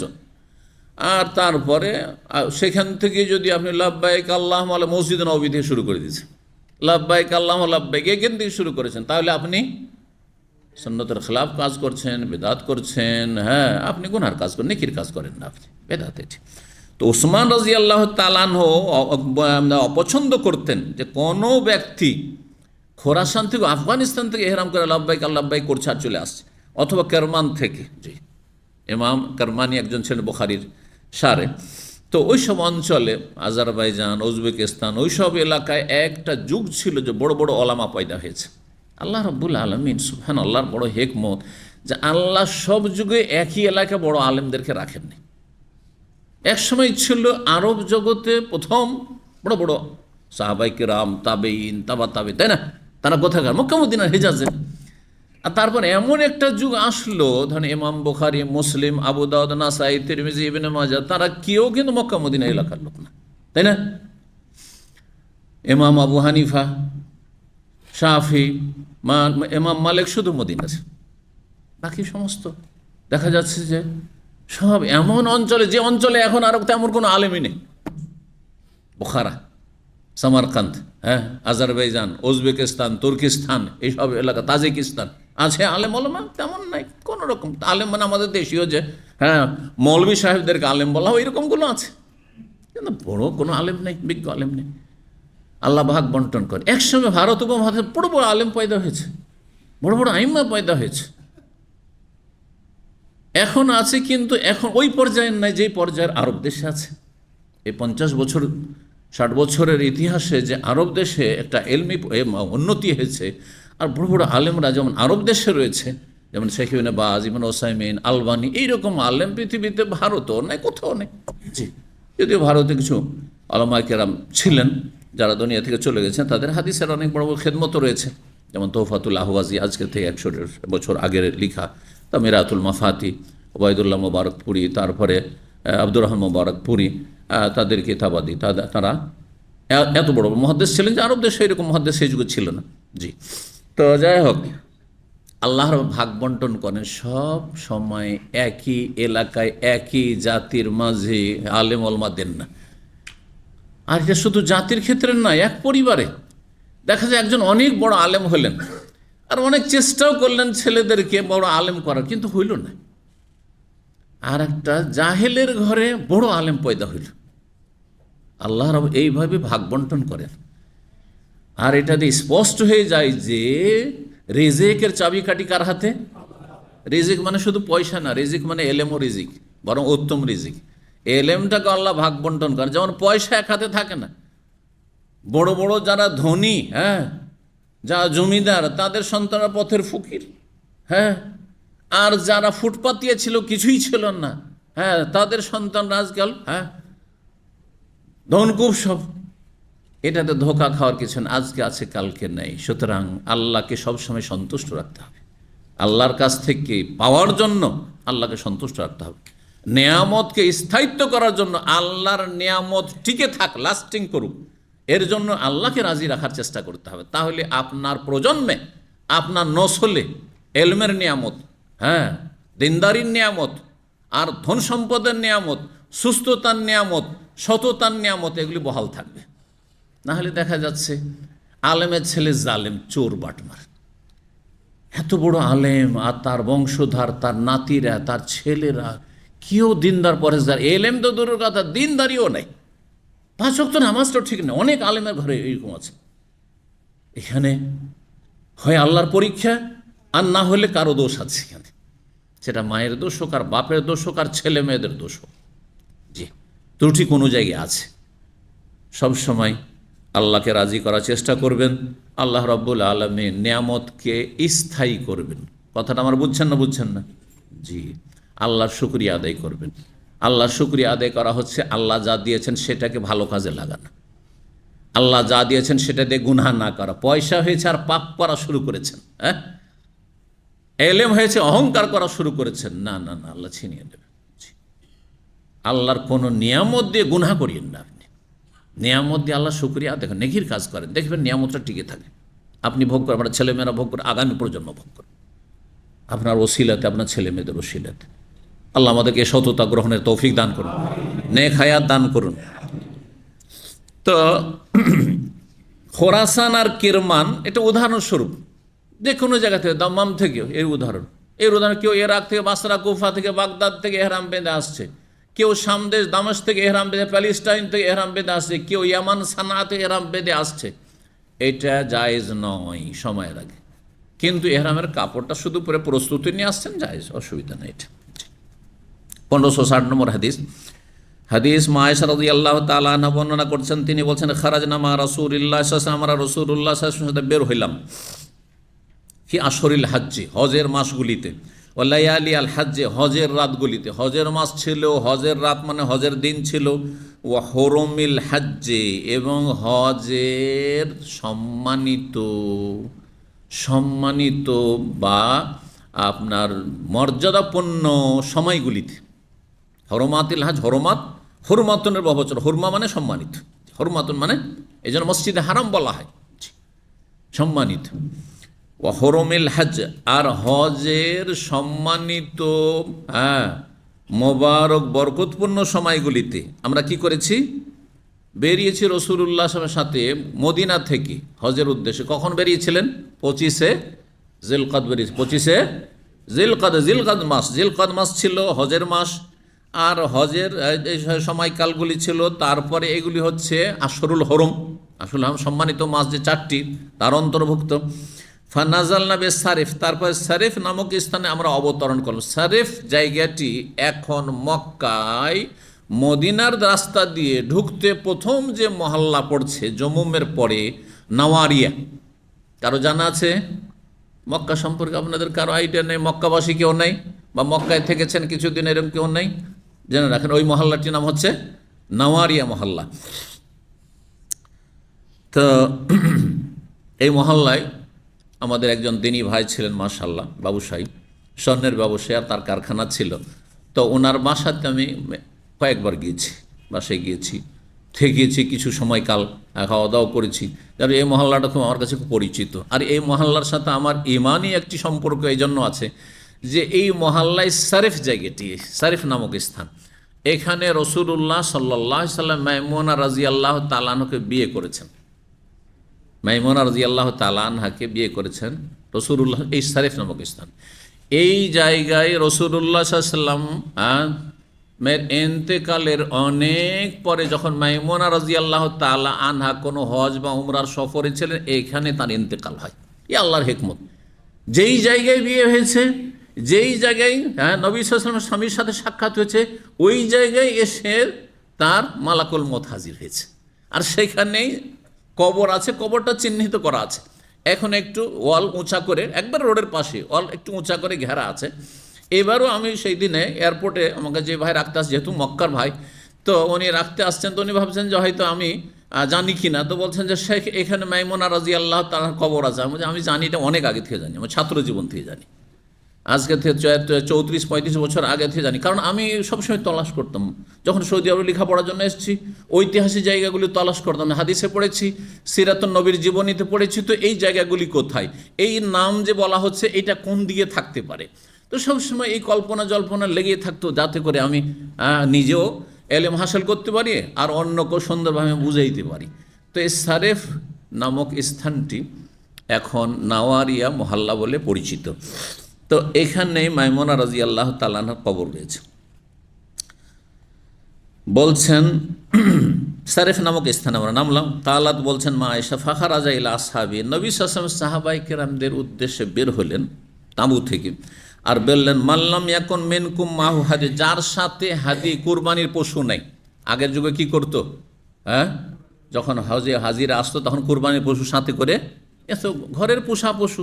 যেন আমাদের দেশে যাদের ঘরের পশু আছে, ঘরের কুরবানি, তারা কি বাইরেতে কুরবানি কিনবে না? ঘরের কুরবানিতে একটা আলাদাই ভালোবাসা আছে, আলাদাই তাতে মানে একটা মজা আছে কুরবানি দিয়ে, নিজের পোষা কুরবানি। গ্রামের লোকেরা বুঝে এটা, আমরা ছোটোকাল থেকে বুঝেছি এই জিনিসটা। দীর্ঘ সময় ধরে আমরা নিজেরা পুষে, যদি গোটা বছর নাও পুষি, 6 মাস আগে কিনে নিয়েছি, বা আমার আব্বা কিনেছে, আর তারপরে বাড়িতে বসেছি। তার আগে তো আমরা দেখেছি যে না, এই আমাদের বাড়িতেই এই বকরির বাচ্চা এটা জন্মেছে বা গরুর এটা জন্মেছে, আর তারপরে আমাদের বাড়িতে বড় হয়েছে, তারপরে দাঁত হলো, তারপরে কুরবানি দিলাম। সুবহানাল্লাহ, ওর সাথে একটা মহব্বতই আলাদা আছে। হ্যাঁ, যত আপনার প্রিয় বস্তুকে আপনি কোরবানি করবেন আল্লাহর জন্য, তত বেশি তাতে নেকি রয়েছে। কিন্তু কিনলেন আর সাথে সাথে জবাই করে দিলেন, ও তো যত তাড়াতাড়ি জবাই করতে পারে, আরে কখন জবাই হবে রে, কে কে চারা দিবে রে, কে খাওয়াবে রে, কে দেখাশোনা করবে, তাই না? পেরেশানি শেষ নেই, কোনো মহব্বত নেই ওর সাথে। বলছেন যে সাহাবায়ে কেরামদেরকে বললেন যে তোমাদের মধ্যে যার কাছে কোরবানি পশু নেই, ফাহাব্বাইয়া জালা উমরা, আর সে যদি চায় যে এইটাকে উমরা করে নেবে, মানে নিয়ত করে এসেছিল কিসের? হজের নিয়ত করে এসেছিল। কারণ জাহিলি যুগে হজের মাসে উমরা করা বড়ই পাপের কাজ, নিকৃষ্ট পাপ ছিল। আসছে হাদিস, জাহিলি যুগের এটা কুপ্রথা এবং কুধারণা ছিল যে হজের মাসে শুধু হজ করে যাবেন, ওমরা করবেন, আবার কষ্ট করে আসবেন, আর আসবেন হ্যাঁ এক সফরে দুটা কাজ করে চলে যাবেন, এত সহজ? না না না না না, কষ্ট করতে হবে, এই ধরনের ধারণা ছিল। তো এই কুসংস্কার যেগুলো সমাজে থেকে যায়, যতক্ষণ পর্যন্ত ওহির বিধান সম্পর্কে জ্ঞান না থাকবে বা ওহি নাজিল না হবে, ততক্ষণ থেকে কুসংস্কার দূর হবে না। বাপদাদার প্রথা মেনেই চলবে না। আমাদের দেশে অধিকাংশ মুসলিম সমাজ, হ্যাঁ মুসলিম, 5 ওয়াক্ত নামাজি, কিন্তু বিয়ে শাদিতে ইসলামের ধার ধারে না। ও বাপদাদা থেকে কেমন চলে আসছে বিয়ে শাদির নিয়ম নীতিমালা, ওই সব মানে জামাইকে বসাইতে হবে, স্টেজ সাজাইতে হবে, আর তারপরে একটু ফুলমালা দিতে হবে যুবতী মেয়েদেরকে দিয়ে, আর তারপরে কি করতে হবে, গাড়ি ঘেরাও করতে হবে। এগুলো আছে আপনাদের দিকে? হ্যাঁ, গাড়ি ঘেরাও করতে হবে, আর তারপরে স্টেজে উঠে ফিতা কাটতে হবে, আর তারপরে হাত খাওয়া দাওয়া, জামাই নতুন যে খাওয়া দাওয়া করবে তার হাত ধুয়ে দিতে হবে, যে হাত ধুয়ে তাকে পয়সা দিতে হবে। কত সবই কুসংস্কারে ভরা, কুসংস্কারে ভরা। কিন্তু 2-4টা কথা বললাম, আমার তো আলোচনায় আছে, বিস্তারিত আলোচনা আছে, কয়েকটা আলোচনা এর উপর আছে। বিয়ের বেদাতে 2টো আলোচনা আছে, বিয়ের সুন্নতি তরিকা আলোচনা আছে, আর বিয়ের বেদাত সম্পর্কে 2টো আলোচনা আছে। আমি এই জন্য আলোচনা করেছি কারণ ভুক্তভোগী আমরা, রোগী, আমাদের সমাজ রোগী, এদের চিকিৎসার প্রয়োজন রয়েছে। এরা মনে করে যে ওই 5 ওয়াক্ত নামাজ পড়ি মুসলমান হয়ে যায়, হ্যাঁ ব্যাস। আর এইদিকে আপনি বিভিন্ন বেদাত করে আপনি গুমরাহ পথভ্রষ্ট হয়ে থাকছেন। আপনি অর্ধেক ইসলাম মানছেন, অর্ধেক ইসলাম মানছেন না। আপনি মন মর্জি ইসলাম আপনার, বিয়ে শাদিতে ইসলামের ধার ধারছেন না আপনি। আল্লাহ হিদায়াত দান করুন। তো তোমাদের কেউ যদি পছন্দ করে যে এটাকে উমরায় রূপান্তরিত করে, না নিয়ত বদলে দেবো, নিয়ত বদলানো যায় যতক্ষণ কাজ না শুরু করেছে। কাজ শুরু করে দেওয়ার পরে তফ শুরু করে তারপরে নিয়ত বদলাতে পারবেন না। কিন্তু তফ শুরু করার আগ পর্যন্ত গিয়েছিলেন আপনি কিশোর নিয়তে, ধরেন এখন হলে তো বেশি কষ্ট হয়ে যায়, তাই না? আর একটু পিছিয়ে দিই, হজের সময় কাছে চলে আসুক। হ্যাঁ, জিলকাদ মাসে ধরেন গেলেন, জিলকাদ মাসের 15-20 তারিখে, 15-20 তারিখ পর্যন্ত ঢোকা যায় এমনি স্বাভাবিক মক্কায়। এখন অত চেকচাক কড়াকড়ি থাকে না। 20-22 জিলকাদ পর্যন্ত আমি ফ্লাইটে গেছি, একসময় হজ ডিউটিতে গেছি, কোনো চেক নেই। যদি আমাদের কাছে পারমিশন থাকতো যাওয়ার মন্ত্রণালয় থেকে, কিন্তু কোনো চেক নেই। তারপরে তখন চেক শক্ত বসে যেত। তো যাই হোক, আপনি 15-20 জিলকাদে গেলেন মক্কা, প্রথম উমরা করতে গেলেন, যে যাই উমরা করি, আর আত্মীয় এসছে, বাবা এসছে, একটু দেখা সাক্ষাৎ করে আসি। কিসের নিয়ত করে গেছেন? উমরা নিয়ত করে গেছেন, শুধু উমরা নিয়ত করেছেন। আর তারপরে এখনও তফ শুরু করেননি। তফ শুরু করার জন্য আপনি হারামের গেট পর্যন্ত পৌঁছেছেন, আর তারপরে মনে কি আসলো, যাক থেকেই যেই না হয়, আর থেকে গিয়ে হজটা করেই নি। আর হজটা আমি হজে কেরান করিনি। কি করি?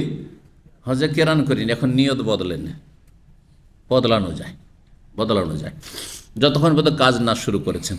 যদিও ওলামারা বলছেন যে আপনি অনুত্তম থেকে উত্তমে বদলাবেন, অর্থাৎ যদি হজের নিয়তে গেছেন, আপনি শুধু হজে এফরাদের নিয়তে গেছেন, হজের এহরাম বেঁধে গেছেন, পরে চিন্তা করেন আমি শুধু হজ কেন করব, উমরাটাও করে নি, তখন হজের নিয়তকে, তাহলে এটার জন্য আমি উদাহরণ দিই যে হজের জন্য আপনি স্বাভাবিক সময়ে গিয়েছেন, আপনি কিসের নিয়ত করে?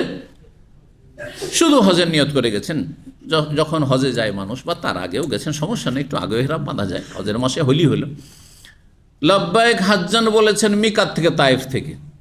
আর মক্কা যাওয়ার পরে কাবা শরীফের কাছাকাছি যখন গিয়েছেন, এখনও তফ শুরু করেননি, মসজিদে হারামে ঢুকছেন, তখন চিন্তা করছেন যে আমি শুধু হজ কেন নিয়ে যাব, আমি হজের তামাত্তুই করিনি, সময় তো আছে, হজের তামাত্তু করিনি, তাহলে এখন কি করতে হয় আপনাকে? হজের নিয়তকে কিসে বদলাইতে হয়? ওমরার নিয়তে বদলাইতে হয়। আর এটা উত্তম, শুধু হজের চাইতে হজ উমরা দুটো করা উত্তম।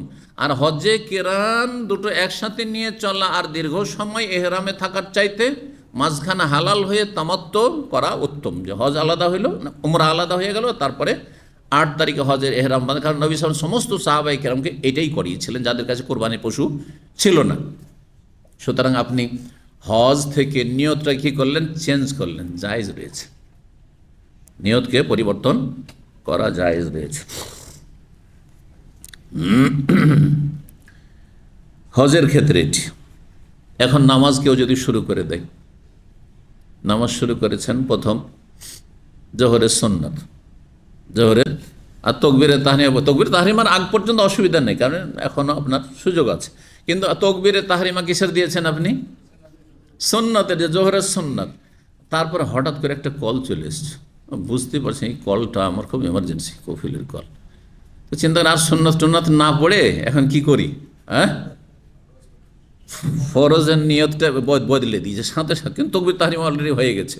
তকবীর তাহরিমা হওয়ার পরে যদি এখন নিয়ত করেন যে আমি এখন ফরজের নিয়ত করে নিলাম, আর তারপরে ফরজটা সেরে নিয়ে তারপর দিলেন টান, চলবে না? চলবে না। তবে একটা করা যায়, একটা রাস্তা আছে, এমার্জেন্সি ধরেন এখন আমি সুন্নত পড়তে থাকলে সময় লাগবে, আমাকে তাড়াতাড়ি যেতে হবে, বিশেষ করে হাউস ড্রাইভার, আল্লাহ হেফাজত করুক।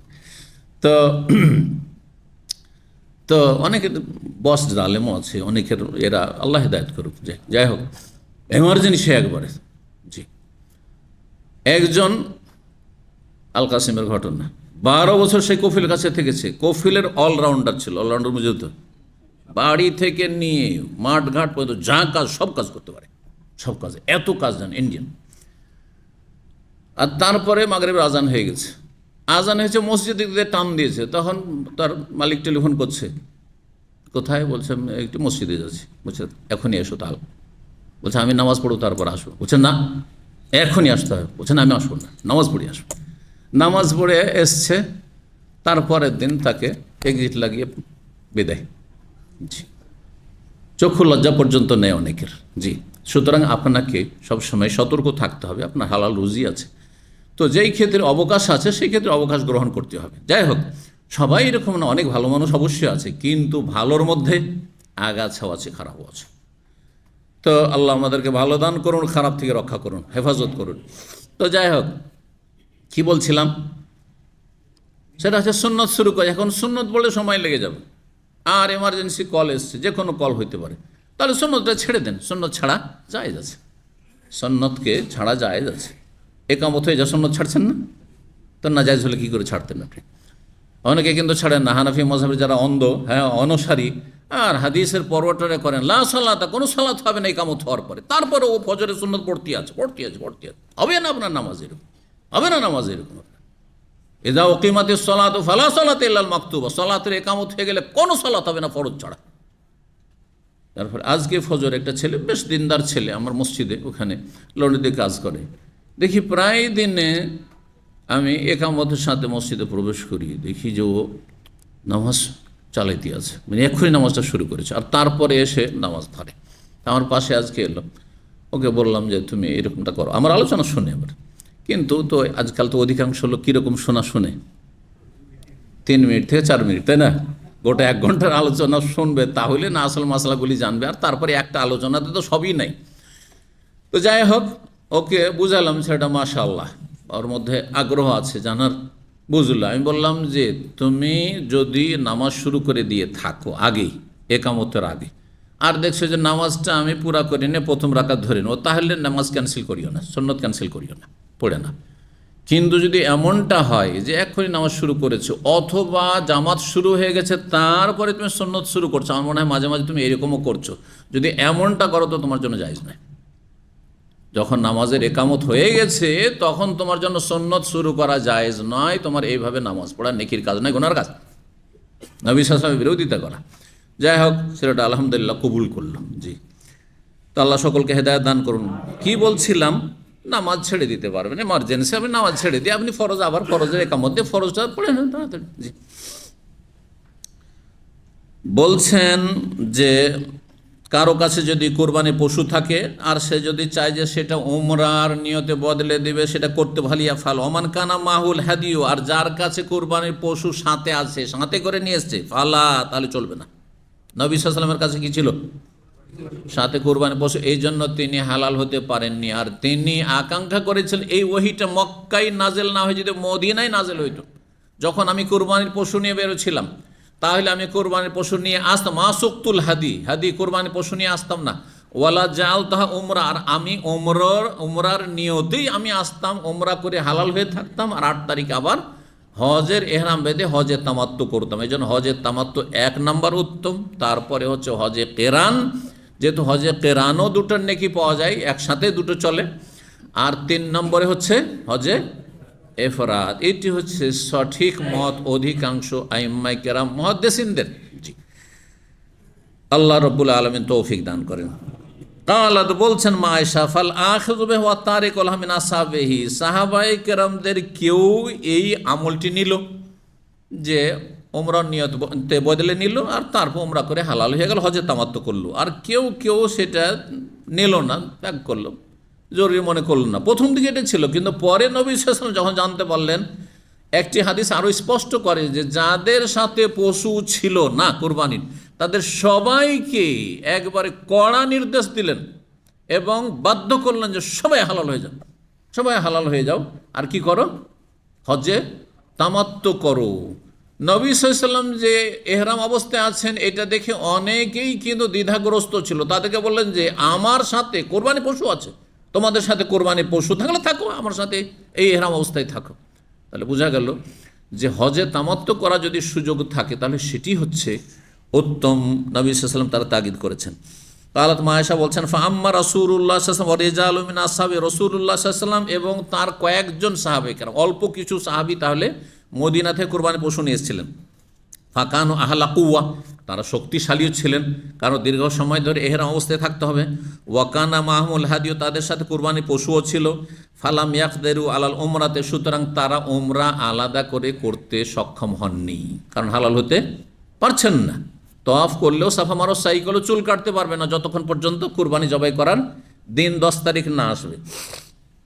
কালাত মা আয়েশা বলছেন, ফাদাখালা আলিয়া রাসূলুল্লাহ, রাসূলুল্লাহ আমার কাছে প্রবেশ করলেন তাঁবুতে, খেমাতে।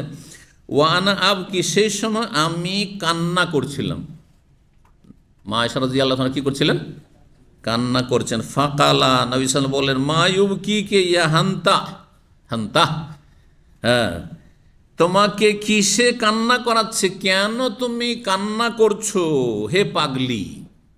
হ্যাঁ, হে পাগলি। জি, আদর করে, হ্যাঁ, মেয়েদেরকে কি বলে, আরে পাগলি বল না, ওই রকম ভাষাটা এখানে বলেছে। কুল, তো আমি বললাম, সামে তো কাউলা কালি আসহাবেকা, আমি আপনার কথা শুনেছি, আপনি সাহাবায়ে কেরামদেরকে কি নির্দেশ দিলেন, যে তাদেরকে সবাইকে বললেন যে তোমরা কি করো, নিয়ত পরিবর্তন করে সব ওমরা করে হালাল হয়ে যাও। মনে তো ওমরা, কিন্তু আমি তো আর ওমরা করতে পারলাম না, কারণ আমি ওমরা করবো, বাইতুল্লাহ তওয়াফ করতে হবে, তার আগে আমার মাসিক চলে এসেছে। সবাই উমরা করছে, আপনার অন্য অন্য স্ত্রী, আমার সতীনেরা সবাই উমরা করছে, আর আমি এখানে তাঁবুতে বসে আছি, মসজিদ হারামে ঢুকতে পারছি না, নাপাক অবস্থা মসজিদ হারামে ঢুকা যাবে না। কালা, বলছেন নবী সাল্লাল্লাহু আলাইহি ওয়াসাল্লাম তখন, আমার শান, কি হয়েছে তোমার, উমরা করতে পারলে না? কুল, তো আমি বললাম, লা ওসাল্লি, আমি নামাজ পাই না। এটা ভদ্র ভাষা। আজকালও মহিলারা কি বলে আমাদের সমাজে, মা শিখেছে খুব কম বলে, কি বলে, নামাজ পাই না বা নামাজ পড়তে পারি না। নামাজ পড়তে কি বলে, নামাজ নাই, হ্যাঁ নামাজ নাই, বিভিন্নভাবে বলে, নামাজ নাই বলে, নামাজ পাই না, হ্যাঁ, বা নামাজ পড়তে পারি না ইত্যাদি, এই ভাষাগুলি। নামাজ নাই, কেন নাই, তার মানে আমার মাসিক হয়েছে। এখান থেকে আমাদের শিক্ষা যে একটা কথা যদি আমরা বেশি ভদ্রভাবে, হ্যাঁ, উপস্থাপন করতে পারি তাহলে সেটা বেশি উত্তম, সেটা বেশি উত্তম। একবার নিচে নাম, বিশেষ করে যেসব কথাগুলি লজ্জাকর কথা, সেসব ক্ষেত্রে ইশারা ইঙ্গিতে কথা বলা ভালো। কোরআনে সহবাসকে কি বলা হয়েছে, আও লামাসতুমুন নিসা, তোমরা যদি নারীকে স্পর্শ করো। স্পর্শ মানে কি? স্পর্শ মানে টাচ করা নয়, স্পর্শ মানে সহবাস। কিন্তু আল্লাহ সহবাস বলেননি। জি, তা আল্লাহ আমাদেরকে কথার আদব কায়দা শেখাচ্ছেন। কারণ অনেকে খুব নোংরামিতে নেমে যায় ভাষা বলতে গিয়ে, না সবসময় ভদ্র ভাষায়, হ্যাঁ, আর আপনার এমন ভাষায় কথা বলবেন রুচিশীল কথা হয়। কিছু কিছু শব্দ আছে যেগুলো খুব খারাপ শব্দ, নিম্নমানের শব্দ, যেগুলি একেবারে নিকৃষ্ট সমাজের লোকেরা ওই সব শব্দগুলি ব্যবহার করে, সেগুলি একজন ভদ্র মানুষ, একজন পরেশগার মানুষ কেন ব্যবহার করবে? জি। তো বলছেন যে লা ওয়াসাল্লি, আমি সালাত পড়তে পারি না। কালা ফালা ইয়াদুররুকি, তোমার কোনো ক্ষতি নেই। কি ক্ষতি? তোমার কোনো অসুবিধা নেই, তুমি উমরার নেকি পেয়ে যাবে, আর তোমার হজ্জে কেরান হয়ে যাবে। সময় যদি চলে আসে 8 তারিখ, তাহলে তোমার উমরা আর হজ একসাথে হয়ে যাবে, আর তার আগে পাক পবিত্র হলে তুমি উমরা করবে। ইন্নামা আনতা ইমরাতুম মিন বানাতি আদম, তুমি আদমের মেয়েদের একজন তুমিও। আর আদমের মেয়েদের ওপর আল্লাহ রব্বুল আলামিন সৃষ্টিগতভাবে লিখে রেখেছেন কি, যে সাবালিকা হইলে মাসিক হবেই। অন্য হাদিস ইন্না হাযা আমরুন কাদ কাতাবাহুল্লাহু আলা বানাতি আদম, এটা এমন একটি বিষয়, চূড়ান্ত বিষয়, যে আদমের মেয়েদের ওপর আল্লাহ সেটা লিখে রেখেছেন। চূড়ান্ত ভাই, সাবালিকা মানে মাসিক হবে। সাবালিকা হয়ে গেছে, আর যদি মাসিক না হয় তাহলে ডাক্তার কাছে নিয়ে যাবেন। কেন মাসিক হয় না? আরে 15 বছর, 16 বছর, 18 বছর বয়সে মাসিক কেন হয় না? ডাক্তার দেখে খরচ করবেন, না হলে এটা রোগ, সমস্যা। জি, তাহলে হবেই এটা। কাতাবাল্লাহু আলাইকে, তোমার উপর আল্লাহ লিখে রেখেছেন, মা কাতাবা আলাইহিন, যেমন অন্য অন্য নারী মেয়েদের ওপর লিখে রেখেছেন। ফাকুনি ফি হাজ্জাতিকি, তোমার হজেই থাকো তুমি, তোমার হজ বরবাদ হবে না, নষ্ট হবে না। ফাআসাল্লাহু ইয়ারযুকা কিহা, হতে পারে আল্লাহ তোমাকে উমরাও দেবেন তার সাথে, একটা উমরার নেকি পেয়ে যাবে, আর তারপরে হয়তো তোমাকে সেপারেট একটা উমরার ব্যবস্থাও করে দেবো, একটা উমরা করে নিবে আলাদা করে মনের শান্তির জন্য।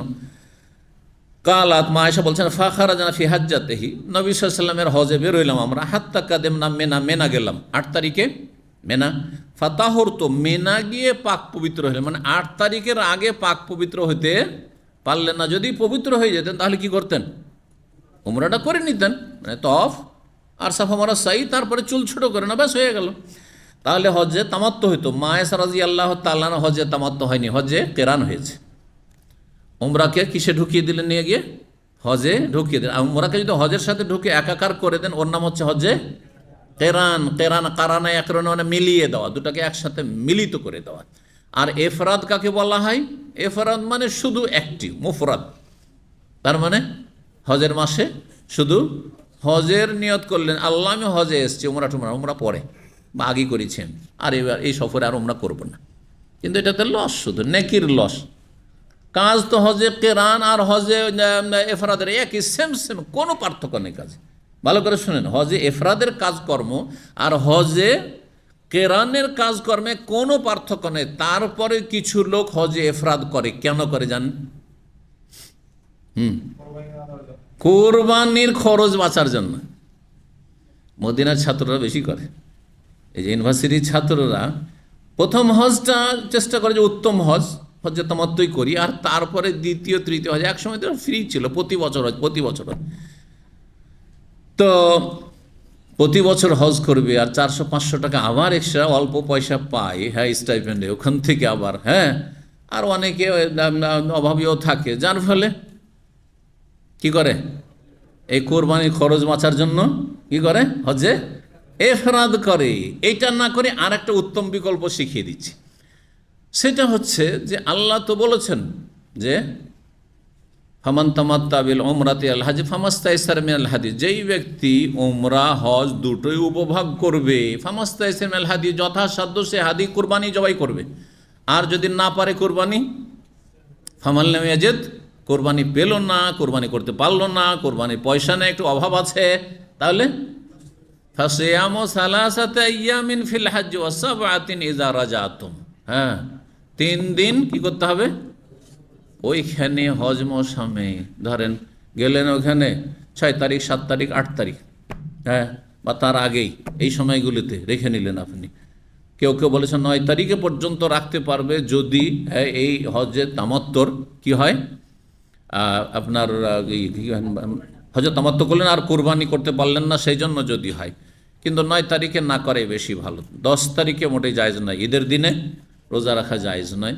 আইয়ামে তাশরিকে কোনো কোনো ওলামারা বলেছেন যে করতে পারবে যদি, কারণ হজের মধ্যেই যেহেতু করতে হবে 3টা দিন করে আসতে হবে, ধরো 13 তারিখে চলে আসবে, ধরেন দামাম দিয়ে গেছেন আপনি, তাহলে আপনাকে তো সেখানেই সারতে হবে 3টি রোজা। ওয়াসাবআতিন ইযা রাজাতুম, আর 7টি রোজা কখন?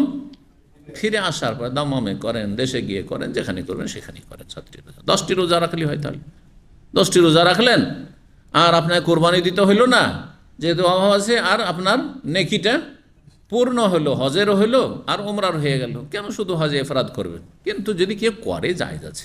হজ 3 রকমই জায়েজ, হজ 3 রকমই জায়েজ, কিন্তু জীবনের ফরজ হজ যদি হয় তো যথাসাধ্য চেষ্টা করবেন উত্তম হজ করার। আর সবচেয়ে উত্তম হচ্ছে তামাত্তু, আর তামাত্তু করতে কোনো অসুবিধা হয় তাহলে কি করবেন? কেরান করবেন, সেটিও যা, অথবা আপনি করলেন না, কেরান করব অল্প সময়ে, একটু অল্প মেহনতে, কম মেহনত, 2বার করে সাই করা লাগবে না। তামাত্তুতে 2বার করে সাই করতে হবে। প্রথমে সাই করতে হবে ওমরা যেহেতু সেপারেট, আর তারপরে আবার 10 তারিখ আবার সাই করতে হবে হজের জন্য। কিন্তু কেরানে একটি সাই যথেষ্ট। যদি প্রথমবারে করে থাকেন তওয়াফে কদুমের সাথে, 10 তারিখে করতে হবে না। আর যদি আগে না করে, আগে শুধু তওয়াফটা করে নিয়েছেন আর তারপরে ভিড় ভাড়ে এত আমি আর সাই করব না, পরেই করব, করতে পারেন, আর একটু হালকা হইল। পার্থক্যগুলি বলে দিলাম, কথা লম্বা হয়ে যাচ্ছে, হাদিসের আমাদের এগিয়ে যেতে আমরা পারছি না বেশি। তো যাই হোক, মুয়াজ রাদিয়াল্লাহু তাআলা আনহু বলছেন যে নবী সাল্লাল্লাহু আলাইহি ওয়াসাল্লাম সাথে হজে গেলাম, আমরা মেনা গেলাম, ফাতাহর, তো সেখানে গিয়ে পাক পবিত্র হইলাম। সুম্মা খারাজতু মিন মেনা, তারপরে মেনা থেকে বের হইলাম, ফাআফাজতু বিল বাইতি, বাইতুল্লাহর তওয়াফে ইফাজা করলাম। সংক্ষেপ করে দিলেন, কিন্তু মেনা থেকে বেরিয়ে বাইতুল্লাহ আসবে না, মেনা থেকে কোথায় গেলেন? আরাফা গেলেন, আরাফা থেকে ফিরে এসে মুজদালিফা, মুজদালিফা থেকে ফিরে এসে এখন মেনা, মেনা থেকে আবার বাইতুল্লাহর ইফাজা। কালাত মা আয়েশা বলছেন, সুম্মা খারাজতু মাহফি নাফরিল আখিরি, তারপরে নবী সাল্লাল্লাহু আলাইহি ওয়াসাল্লামের সাথে 13 তারিখে সর্বশেষ বিদায়ে বেরোলাম। নাফর, নাফর শেষ নাফর, নাফর সানি মানে 13 তারিখে বিদায়। তো 13 তারিখের দিন বিকেলবেলা, জোহরের পরে পাথর মারতে হবে, জোহরের পরে পাথর মারার পরে বেরোলেন, তাহলে সন্ধ্যা লেগে আসলো। তারপরে রাতটি হচ্ছে কয় তারিখের রাত? 13 তারিখের পরে কয় তারিখের রাত? 14 রাত, আগে রাত না, তারপরে না দিন, ঠিক না? তাহলে 13 তারিখের দিন মানে তার আগে 13 তারিখের রাত হয়ে গেছে। আর 13 তারিখের রাত নবী সাল্লাল্লাহু আলাইহি ওয়াসাল্লাম কোথায় কাটিয়েছেন? মেনাতে কাটিয়েছেন। 14 তারিখের রাতে এসে কোথায় অবস্থান করলেন কারো জানা আছে? মক্কায়। মক্কায় মানে হারামের আশেপাশে, নিজের বাড়িতে বা নিজের আত্মীয়দের বাড়িতে না, মুহাসসাব নামক স্থানে, এই যে এখানে আছে। বলছেন হাত্তা নাজদাল মুহাসসাব, মুহাসসাবে এসে অবতরণ করে। মুহাসসাব কোন জায়গা? মেনা জামরা এলাকা দেখেছেন? জামারাত এলাকা, যে পাথর মারা যে জায়গা, যে 3টি জামরা রয়েছে, ওই এলাকা দেখেছেন তো? ওখান থেকে কোনোদিন পায়ে হেঁটে এসে মেন রোডে নেমেছেন? শীশা বা আজিজিয়াতে শীশায় নেমেছেন? জানেন না, শীশাও বুঝেন না তো। তো যাই হোক, ওখান থেকে সামনে একটু এগিয়ে আসলে আমাদের দিনী ভাইরা ওখানে আছে, দিনী ভাইরা মাশাআল্লাহ, ওখানে বেশ কিছু আছে ওই শীশাতে। আর শাইখ ইবনে বাজ মসজিদ, সেখানে ইসলামিক সেন্টারের অফিস ছিল, সেখানে আমরা দীর্ঘদিন হজ ডিউটি করেছি, তো ওখানে আমাদের হেড অফিস ছিল। তো যাই হোক, এই এলাকাগুলি আমার পরিচিত। আর সামনে আপনি শেষ জামরাকে মেরে একটু 5 থেকে 10 মিনিট হেঁটে আসলে আপনি মেন রোডে, এখানে আপনি শীশা মহল্লাতে নেমে যাবেন।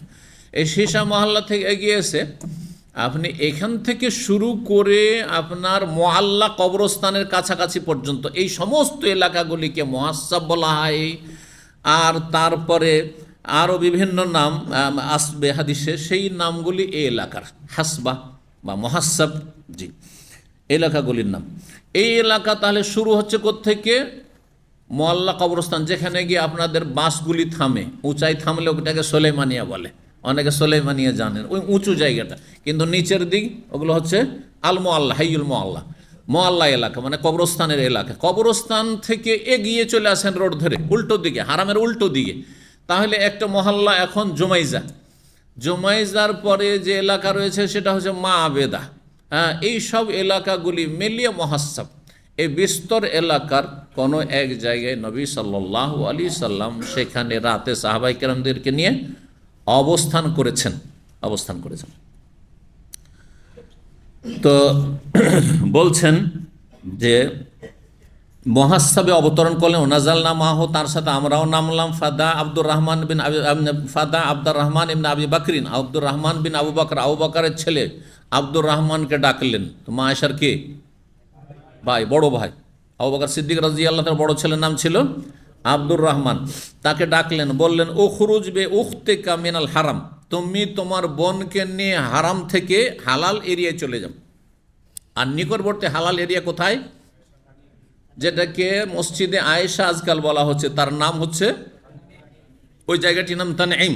এইখানে হারামের বর্ডার শেষ হচ্ছে, নিয়ারেস্ট বর্ডার, হারামের বর্ডার শেষ হচ্ছে। ওখানে পাঠিয়ে দিলেন যে মক্কা থেকে যেহেতু কি করবে, ওমরা করবে, সুতরাং হারামের বর্ডার পর্যন্ত চলে যাও। জি, ফালতহিল্লা বে ওমরা, আর সেখান থেকে সে ওমরা তালবিয়া পাঠ করুক তোমার বোন। কিন্তু এই কথা বললেন না যে তুমি যাচ্ছ তুমি ওমরা করে নিও, তুমিও ওমরা করে নিও। যদি বলতেন যে তুমি যখন সাথে যাচ্ছ শুরু থেকে শেষ পর্যন্ত তোমার বোনের সাথে থাকবে, তো বোনও ওমরা করবে তুমিও ওমরা করিও, তাহলে আমিও করতাম আর আপনাদেরকে বলতাম। তাহলে যারা এই মক্কা গিয়ে এখান থেকে একটা ওমরা করার পরে সারাদিন ওমরা করতে থাকছেন, অথবা ইন্ডিয়া বাংলাদেশ থেকে আসছেন আর মক্কাতে ওই 2-4-5 রিয়ালের ওমরা, মসজিদে আয়েশার ওমরা, মসজিদের আয়েশার ওমরা, সুন্নতের খেলাফ কাজ করছেন। যদি আব্দুর রহমানকে দিয়ে করাতেন নবী সাল্লাল্লাহু আলাইহি ওয়াসাল্লাম, তুমিও ওমরা করে নিও, তাহলে করতে পারতেন। নেকির কাজ হলে অবশ্যই আব্দুর রহমানকে এই নেকি থেকে বঞ্চিত রাখতেন না, যে তোমার বোন করছো তুমি কেন এমনি এমনি তার সাথে যাবে শুধু মাহারাম হিসেবে আর চলে আসবে, তুমি একটা উমরা করে নিও। বুঝতে পারছেন না? সুতরাং এই উমরা করা ঠিক নয়, সুন্নতের খেলাফ। জায়েজ নয় বললাম না, জায়েজ নয় আর ঠিক নয় পার্থক্য আছে। আমরা যখনই কথা বলি ওজন করে কথা বলি। কেউ যদি করে নেয়, কেউ বলেছেন যে একবার করলে জায়েজ, হ্যাঁ, যেমন শেখ ইবনে বাজের ফতোয়া এরকম আছে যে জীবনে কোনোদিন আসতে পারবে না, হয়তো এই একবারই কোনো রকম করে গরিব মানুষের নসিব হয়েছে, মক্কা এসে আল্লাহর ঘরে এসছে, সুতরাং কেউ যদি করে নেয় তাহলে আল্লাহ কবুল করবেন হয়তো। জি, আর কেউ বলেছেন না বিদআত, জায়েজই নয়, যার ফলে ঠিক নয়, একটু হালকা করে বললাম। হ্যাঁ, কথা বুঝতে পেরেছেন? আর হালকা করলাম মানে এই নয় যেটা করা শুরু করবেন, বুঝছেন না? সুন্নতের খেলাফ, সুন্নত নয়। সুতরাং এত সস্তা ওমরা করবেন না। ওমরা করলে আবার তাইফ চলে যান, আবার মদিনা চলে যান, আর মিকাত থেকে ইহরাম বেঁধে এসেন, আবার ওমরা করেন। হ্যাঁ, যান, হ্যাঁ, একবার তাইফ গেলেন, একবার মদিনা চলে গেলেন, একবার দেশ থেকে এসে করলেন, তো হয়ে গেল, তো 3টা হয়ে গেল। আর কত করবেন আপনি? ডেলি করতে হবে না। সুম্মা ফরোগা, তারপরে তোমরা ওমরা শেষ করো। সুম্মা এতে হাহন, আর তারপরে এখানে চলে আসি। কোথায় চলে আসি? যে মুহাসাব, এখানে আমরা আছি, তাঁবু লাগিয়ে এখানে চলে আসবে। অপেক্ষায় রইলেন রাসূলুল্লাহ সাল্লাল্লাহু আলাইহি ওয়াসাল্লাম বিবির জন্য, সাহাবায়ে কেরামদেরকে নিয়ে। আর রাত্রে আর সফর শুরু করলেন না, মদিনা বিদায় নেবেন মক্কা থেকে, সকালবেলা সফর শুরু করবেন। জি, তো বলছেন ফাইন্নি আনজরকুমা হাত্তা তাতিয়ানি, তোমাদের আমি অপেক্ষা করো। আনজরকুমা না আন্তাজেরকুমা, তোমাদের দুইজনের অপেক্ষায় থাকলাম তোমাদের আসা পর্যন্ত। হাত্তা তাতিয়ানি কালাত, মা আয়েশা বলছেন ফাখারাজনা, আমরা বের হইলাম। হাত্তা ইযা ফারাগতু, যখন আমার উমরা শেষ হইল, উমরা করলেন একে। অফারাগতু মিনা তওয়াফ, তওয়াফ শেষ হলো। সুম্মা জিতুহু, তারপরে আসলাম রাসূলুল্লাহ সাল্লাল্লাহু আলাইহি ওয়াসাল্লাম কাছে বেসাহারিন, ভোর রাতে। এশা পরে গিয়েছেন, হ্যাঁ, বা কিছুক্ষণ এশার পরে। আর তারপরে ভোর রাত যখন সাহারির সময় হয়েছে তখন এসে পৌঁছিলেন রাসূলুল্লাহ সাল্লাল্লাহু আলাইহি ওয়াসাল্লাম কাছে। ফাকালা, রাসূল বললেন হাল ফারাগতুম, তোমাদের উমরা শেষ হয়েছে? বললেন কুলতু না, আমি বললাম যে হ্যাঁ উমরা শেষ। আযানা বির রাহিল ফি আস, সাহাবায়ে কেরামদের মাঝে ঘোষণা করলেন প্রস্থান করার জন্য, চলো এখন রওনা দাও। কোথায়? মদিনার উদ্দেশ্যে। তাহলে হজ করার পরে আর নবী সাল্লাল্লাহু আলাইহি ওয়াসাল্লাম মক্কায় বসে থাকেননি, মক্কায় আরও থাকি, নামাজ পড়ি, এটা করেননি কিন্তু নবী সাল্লাল্লাহু আলাইহি ওয়াসাল্লাম। ফারতাহার, যদিও কেউ করে তো জায়েজ আছে, কিন্তু ভিড় ভাড় করে মানুষকে কষ্ট দিয়ে আপনি সবসময় বসে থাকবেন, আর ভিড় হবে, নতুন লোকেরা আসছে, তাদের সুযোগ করে দেন, এটাই শিক্ষা দেওয়া উদ্দেশ্য নবী সাল্লাল্লাহু আলাইহি ওয়াসাল্লাম। ফারতাহাল নাস, লোকেরা রওয়ানা দিল। ফামাররা মুতাওয়াজ্জিহান ইলাল মদিনাতে, আর তারপরে অতিক্রম করলেন মদিনার উদ্দেশ্যে, সেখান থেকে বেরিয়ে পড়লেন। তারপরে বলছেন যে শব্দ এসে ফালা ইয়াদুররুকে আর ইয়াদিরুকে, কোনো রিওয়ায়াতে রয়েছে দাইরুন আর দারুন, সব মানে হচ্ছে ক্ষতি। মিন দারা ইয়াদিরু দাইরান হয়, আর দারা ইয়াদুরু দৌড়ানো হয়, আর দাররা ইয়াদুরু দাররানো হয় বা দুররানো হয়। আরবি সারফের কয়েকটি সেগা এইভাবে দারা ইয়াজুরু যারা বেজরব থেকে হয়, দারা ইয়াজুরু নাসারা অ্যানসরও থেকে হয়, দাররা ইয়াদুরু মানে দারারা ইয়াদুরু এইভাবেও হয়। জি, 34 নম্বর অধ্যায়, সময় তো যথেষ্ট হয়ে গেছে। বাবু তামাত্তু ওয়াল কিরানে ওয়াল ইফরাদে ওয়াল হজ্জ ওয়া ফাসকিল হজ্জ লিমান লাম ইয়াকুন মাআহু হাদিয়ুন। এই অধ্যায় হচ্ছে তামাত্তু হজ সম্পর্কে, কিরান সম্পর্কে, আর হজ্জে ইফরাদ সম্পর্কে, ওয়া ফাসকিল হজ্জে, আর হজকে কি করা, হজকে ভঙ্গ করা। ফাস্ক মানে ভঙ্গ করা। হজের নিয়তকে ভঙ্গ করে দেওয়া এমন ব্যক্তির জন্য যার সাথে কুরবানি পশু নেই, কুরবানির পশু নেই, আর নিয়ত করেছেন কিসের? হ্যাঁ, হজের নিয়ত করে এসছেন, হজে কেরানের নিয়ত করেছেন অথবা হজে ইফরাদের নিয়ত করেছেন, আর কোরবানির পশু নেই। তাহলে কি করবেন? হজের নিয়তকে ভঙ্গ করে, ফাস করে মানে ভঙ্গ করে ওমরার নিয়তে বদলে ফেলেন আর রূপান্তরিত করে ফেলেন। ওমরার নিয়ত করেন আর ওমরা করে নেন, আর তারপর তখন হালাল হয়ে থাকেন আরামসে, আর তারপর 8 তারিখে এহরাম করে আবার হজ করেন। এর মানে এই নয় যে হজ করলেন না, হজ করলেন কিন্তু শুরু থেকে যে নিয়তটা করেছিলেন এতে আপনার জন্য কষ্ট হচ্ছিল, আর নেকিও কম ছিল, নেকিও বেশি হলো, কষ্টও কম হলো, এটা হচ্ছে উদ্দেশ্য। 1561 নম্বর হাদিস, মায়েশা রাদিয়াল্লাহু তাআলা আনহা বর্ণিত, একই হাদিস কাছাকাছি, খারাজনা মা নবী সাল্লাল্লাহু আলাইহি ওয়াসাল্লাম, নবী সাল্লাল্লাহু আলাইহি ওয়াসাল্লাম আমরা বেরোইলাম, ওয়ালা নোরা ইল্লা আন্নাউল হজ, আমাদের সবার উদ্দেশ্য ছিল হজ করতে যাচ্ছি। কোথায় যাচ্ছি? আরে হজই তো উদ্দেশ্য, বিদায় হজে 10 হিজরিতে। ফালাম্মা কাদেম না, যখন আমরা মক্কা আসলাম, তাতাওয়াফনা বিল বাইতুল্লাহর তওয়াফ করলাম, কিন্তু মা আয়েশা তো করেননি, মানে সাহাবীরা করলেন। ফামারান নবী সাল্লাল্লাহু আলাইহি ওয়াসাল্লাম মাল্লাম ইয়াকুন সাকাল হাদিন, নবী সাল্লাল্লাহু নির্দেশ দিলেন এমন সমস্ত সাহাবায়ে কেরামদেরকে যারা কুরবানি পশু সাথে করে নিয়ে আসেনি, আহিল্লা হালাল হওয়ার নির্দেশ দিলেন। ফাহাল্লা হালাল হয়ে গেল সবাই, মাল্লাম ইয়াকুন সাকাল হাদি যারা হাদির পশু নিয়ে আসেনি। ওয়া নিসাউ লাম ইয়াসুকনা, তার বিবিগণ কুরবানি পশু নিয়ে আসেননি। ফাআহলালনা, তারা সবাই উমরা করে হালাল হয়ে গেলেন, হজে তামাত্তু করলেন। কালাত আয়েশা, মা আয়েশা বলছেন, ফাহিজতু, আমার মাসিক হয়ে গেল। ফালাম আতু বিল বাইতুল্লাহ, তওয়াফ করতে পারলাম না। ফালাম্মা কানাত লাইলাতুল হাসবা, এই যে মুহাসসাব ওই জায়গার নাম, আর হাসবার রাত ওই জায়গাকে হাসবাও বলা হয়। জি, কালাত মা আয়েশা বলছেন, ইয়া রাসূলুল্লাহ, হে আল্লাহর রাসূল, ইয়ারজিউন নাস বিউমরাতিন ওয়া হাজ্জাতিন, সবাই তো হজ উমরা দুটা করে নিয়ে যাচ্ছে। ওয়া আনা আরজু বিহাজ্জিন, আমি শুধু হজ করতে পারলাম, হজ নসিব হলো, উমরা তো আলাদা করে করতে পারলাম না। নেকি তো পেয়ে গেছেন হজে কেরানের মাধ্যমে, কিন্তু আলাদা করে উমরা করতে পারলাম না। সতীনেরা সবাই করলো, অন্য অন্য সাহাবীরা করলেন, সাহাবীদের বিবিরাও করলেন, তো আমার তো ঘাটতি মনে একটা থেকেই গেল, যে মনের আশাটা পূরণ হইল না। এই মনের আশা পূরণের জন্য নবী সাল্লাল্লাহু আলাইহি ওয়াসাল্লাম পাঠিয়ে দিলেন মসজিদ তানিমে। কালা ওয়ামা তুফতে লায়ালিয়া কাদিমনা মক্কা, যখন মক্কা আমরা এসেছিলাম যেই রাতে, সেদিন তুমি তওয়াফ করতে পারোনি। তওয়াফ করলে তো কাজ হয়েই যেত, কিন্তু তওয়াফ করার আগেই মাসিক চলে এসেছিল। কুলতুল্লাহ, না আমি তওয়াফ করতে পারিনি, তওয়াফের আগে মাসিক চলে এসেছে। কালা ফাজহাবি মা আখিকি ইলা তানিম, যাও তোমার ভাইয়ের সাথে তানিম নামক স্থানে, ফাআহিল্লি বিল উমরা উমরা, আর উমরার তালবিয়া পাঠ করে আসো। সুম্মা মাউইদুকা কাযা কাযা, তারপরে তোমার সাথে দেখা সাক্ষাতের জন্য কথা থাকলো অমুক জায়গায়, মানে ওইখানে দেখা হবে। কোথায়? ওই মুহাসসাবে দেখা হবে। কালাত সাফিয়া, সাফিয়া রাদিয়াল্লাহু তাআলা, নবী সাল্লাল্লাহু আলাইহি ওয়াসাল্লাম আর এক স্ত্রী, তিনি বলছেন, মা ওরানি ইল্লা হাবেসাতাহুম, আমার মনে হচ্ছে আমি লোকজনকে মদিনা যেতে, বিদায় হতে আমি তাদেরকে বাধাগ্রস্ত করব। সকালবেলা ভোরে ভোরে কি করবেন? মদিনার জন্য, মদিনার উদ্দেশ্যে রওনা হবেন, কিন্তু তার মাসিক চলে এসছে। মা আয়েশার মাসিক এসেছিল কখন? হজের শুরুতে, মক্কা পৌঁছেছেন তারপরেই, তওয়াফ করার আগে মাসিক চলে এসেছিল।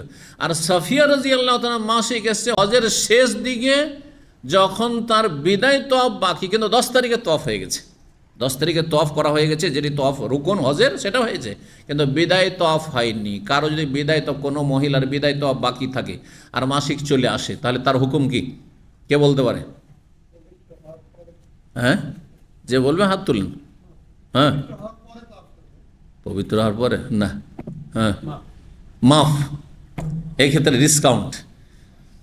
কারণ বিদায় তওয়াফ ওয়াজিব, একমাত্র কার জন্য ওয়াজিব নয়? যার মাসিক চলে এসছে অথবা বাচ্চা ভূমিষ্ঠ হয়ে গেছে, আর থাকা সম্ভব না। থাকলে থাকুক, কেউ যদি থাকতে পারে, কিন্তু অনেক সময় ফ্লাইটের টিকিট করা আছে, অথবা আসতে হবে, ডিউটিতে লাগতে হবে আপনাকে, আর আপনার স্ত্রীর সাথে আছে, আপনার স্ত্রীর সাথে আপনি মক্কায় থাকতে পারছেন না, আপনি বা ছেড়ে দেবেন, বাসটা ছেড়ে দেবেন, তারপরে আপনার একটা হয়রানি বেড়ে যাবে, আবার কখন না কীভাবে যাবো না যাবো আবার এই সময় ভিড়ভাড়ের সময়, কোনো অসুবিধা নেই, আপনাকে আল্লাহ মাফ দিয়েছেন। জি, তো এই কথায় আসছে এখানে। সাফিয়া বললেন যে আমার মনে হচ্ছে যে আমি কিন্তু লোকজনকে বাধাগ্রস্ত করব মদিনার উদ্দেশ্যে রওনা দিতে। কালা, নবী সাল্লাল্লাহু আলাইহি ওয়াসাল্লাম এই কথা শোনার পরে বলে আকরা হালকা, আকরা মানে হে বন্ধা, আকের থেকে আমরাতি আকের। জাকারিয়া আলাইহিস সালাম বলেছেন যে আল্লাহ কেমন করে আমার স্ত্রীর বাচ্চা হবে, আমার স্ত্রী তো বন্ধা, আর আমি তো বুড়ো হয়ে গেছি, হ্যাঁ, হাড্ডির সাথে চামড়া লেগে গেছে, আর বাচ্চা হবে এই বয়সে। আল্লাহু আকবার, আল্লাহ দিয়েছেন ওই বয়সে। আকারা এটা একটা অর্থ। আর কেউ কেউ বলছে আকারা ইয়া করো, ওই যে আপনার সূরা ওয়াদুহাতে আছে, হ্যাঁ, নাকাতাল্লাহি ওয়া সুকিয়াহা, তারপরে হ্যাঁ ফাকাজ্জাবুহু ফাআকারুহা, আকারুহা, তারা কি করেছিল, সেই উটনিটিকে সমুদ সম্প্রদায়ের কাফেররা কি করেছিল, জখম করে দিয়েছিল, কেটে দিয়েছিল। আকারা ইয়া করো মানে তাহলে কেটে দাও, হ্যাঁ। তো আকরা মানে ক্ষতবিক্ষত, এটাও কেউ কেউ অর্থ করেছে, কিন্তু প্রসিদ্ধ যে অর্থটি করেছে বাংলা অনুবাদ সেটা হচ্ছে এ বন্ধা হালকা, মানে মাথা নেড়া, মাথা নেড়ি, নেড়া মাথা মুন্ডনকারী। এটা মানে এইটা মানে হচ্ছে হালকাভাবে কাউকে একটু ধমক দেওয়া, শাসন করা। আরবরা এটাকে গাল উদ্দেশ্য করে না, বা এইটা দিয়ে এমন কোনো খারাপ উদ্দেশ্য থাকে না, কিন্তু তাদের ভাষা এই ধরনের ভাষাগুলি ব্যবহার হয়ে থাকে। যেমন তারে বা তিয়াদাকে, তোমার হাত কি হোক, হ্যাঁ, ধুলো ধূসরিত হোক, মানে ধ্বংস হয়ে যাক, এটা উদ্দেশ্য নয় কিন্তু। জি জি, সাকেলাত কা উম্মুকা, তোমার মা তোমাকে হারিয়ে ফেলুক, তার মানে এনে যে তুমি মরে যাও, এগুলো আরবদের উদ্দেশ্য নয়, কিন্তু আরবদের এগুলো হচ্ছে ভাষা, যে ভাষাগুলি তারা ব্যবহার করে থাকে কোনো সময় শাসনের উদ্দেশ্যে, কোনো সময় একটু কিছু কোনো উদ্দেশ্যে। আওয়ামা তুফতে অমান নাহার, তুমি 10 তারিখে কোরবানির দিনে তফ করনি? কাল বললেন যে কুলতুবাল্লাহ, হ্যাঁ অবশ্যই ওইটা করে ফেলেছি। কাল আল্লাহ আবাসা, তাহলে কোনো অসুবিধা নেই, তোমার আসল কাজ হয়ে গেছে, ইনফেরি, তুমি বেরিয়ে পড়ো। আল্লাহ তাআলা মায়েশা রাদিয়াল্লাহু আনহা বলছেন ফালাকিয়ানিন নবী সাল্লাল্লাহু আলাইহি ওয়াসাল্লামের সাথে আমার সাক্ষাৎ হলো।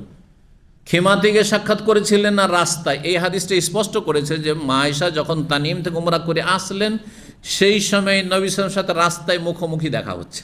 তাহলে সেই সময় নবী সাল্লাল্লাহু আলাইহি ওয়াসাল্লাম হারামের দিকে নামছিলেন, এই মহল্লার কাছে উঁচু জায়গা থেকে নিচের দিকে নামছিলেন, বা নিচু জায়গা থেকে ওপর দিকে আসছিলেন, এইদিকে ফিরে আসছিলেন। বলছেন ওয়াহুয়া মুসঈদুন মিন মক্কা, মক্কাতে বা মক্কা থেকে তিনি ওপরে চড়ছিলেন, আর এই দিকটা উঁচা দিক, মহল্লার দিকটা হচ্ছে উঁচা দিক, আর কাবার দিকটা ধীরে ধীরে নিচা হচ্ছে।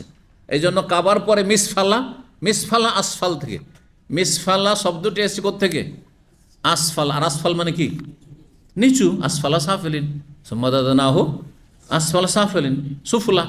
জি, তো আলিয়াদুল উলিয়া খায়রুম মিনাল ইয়াদিস সুফলা, ওপরের হাত নিচের হাতের চাইতে উত্তম, আছে না নেই?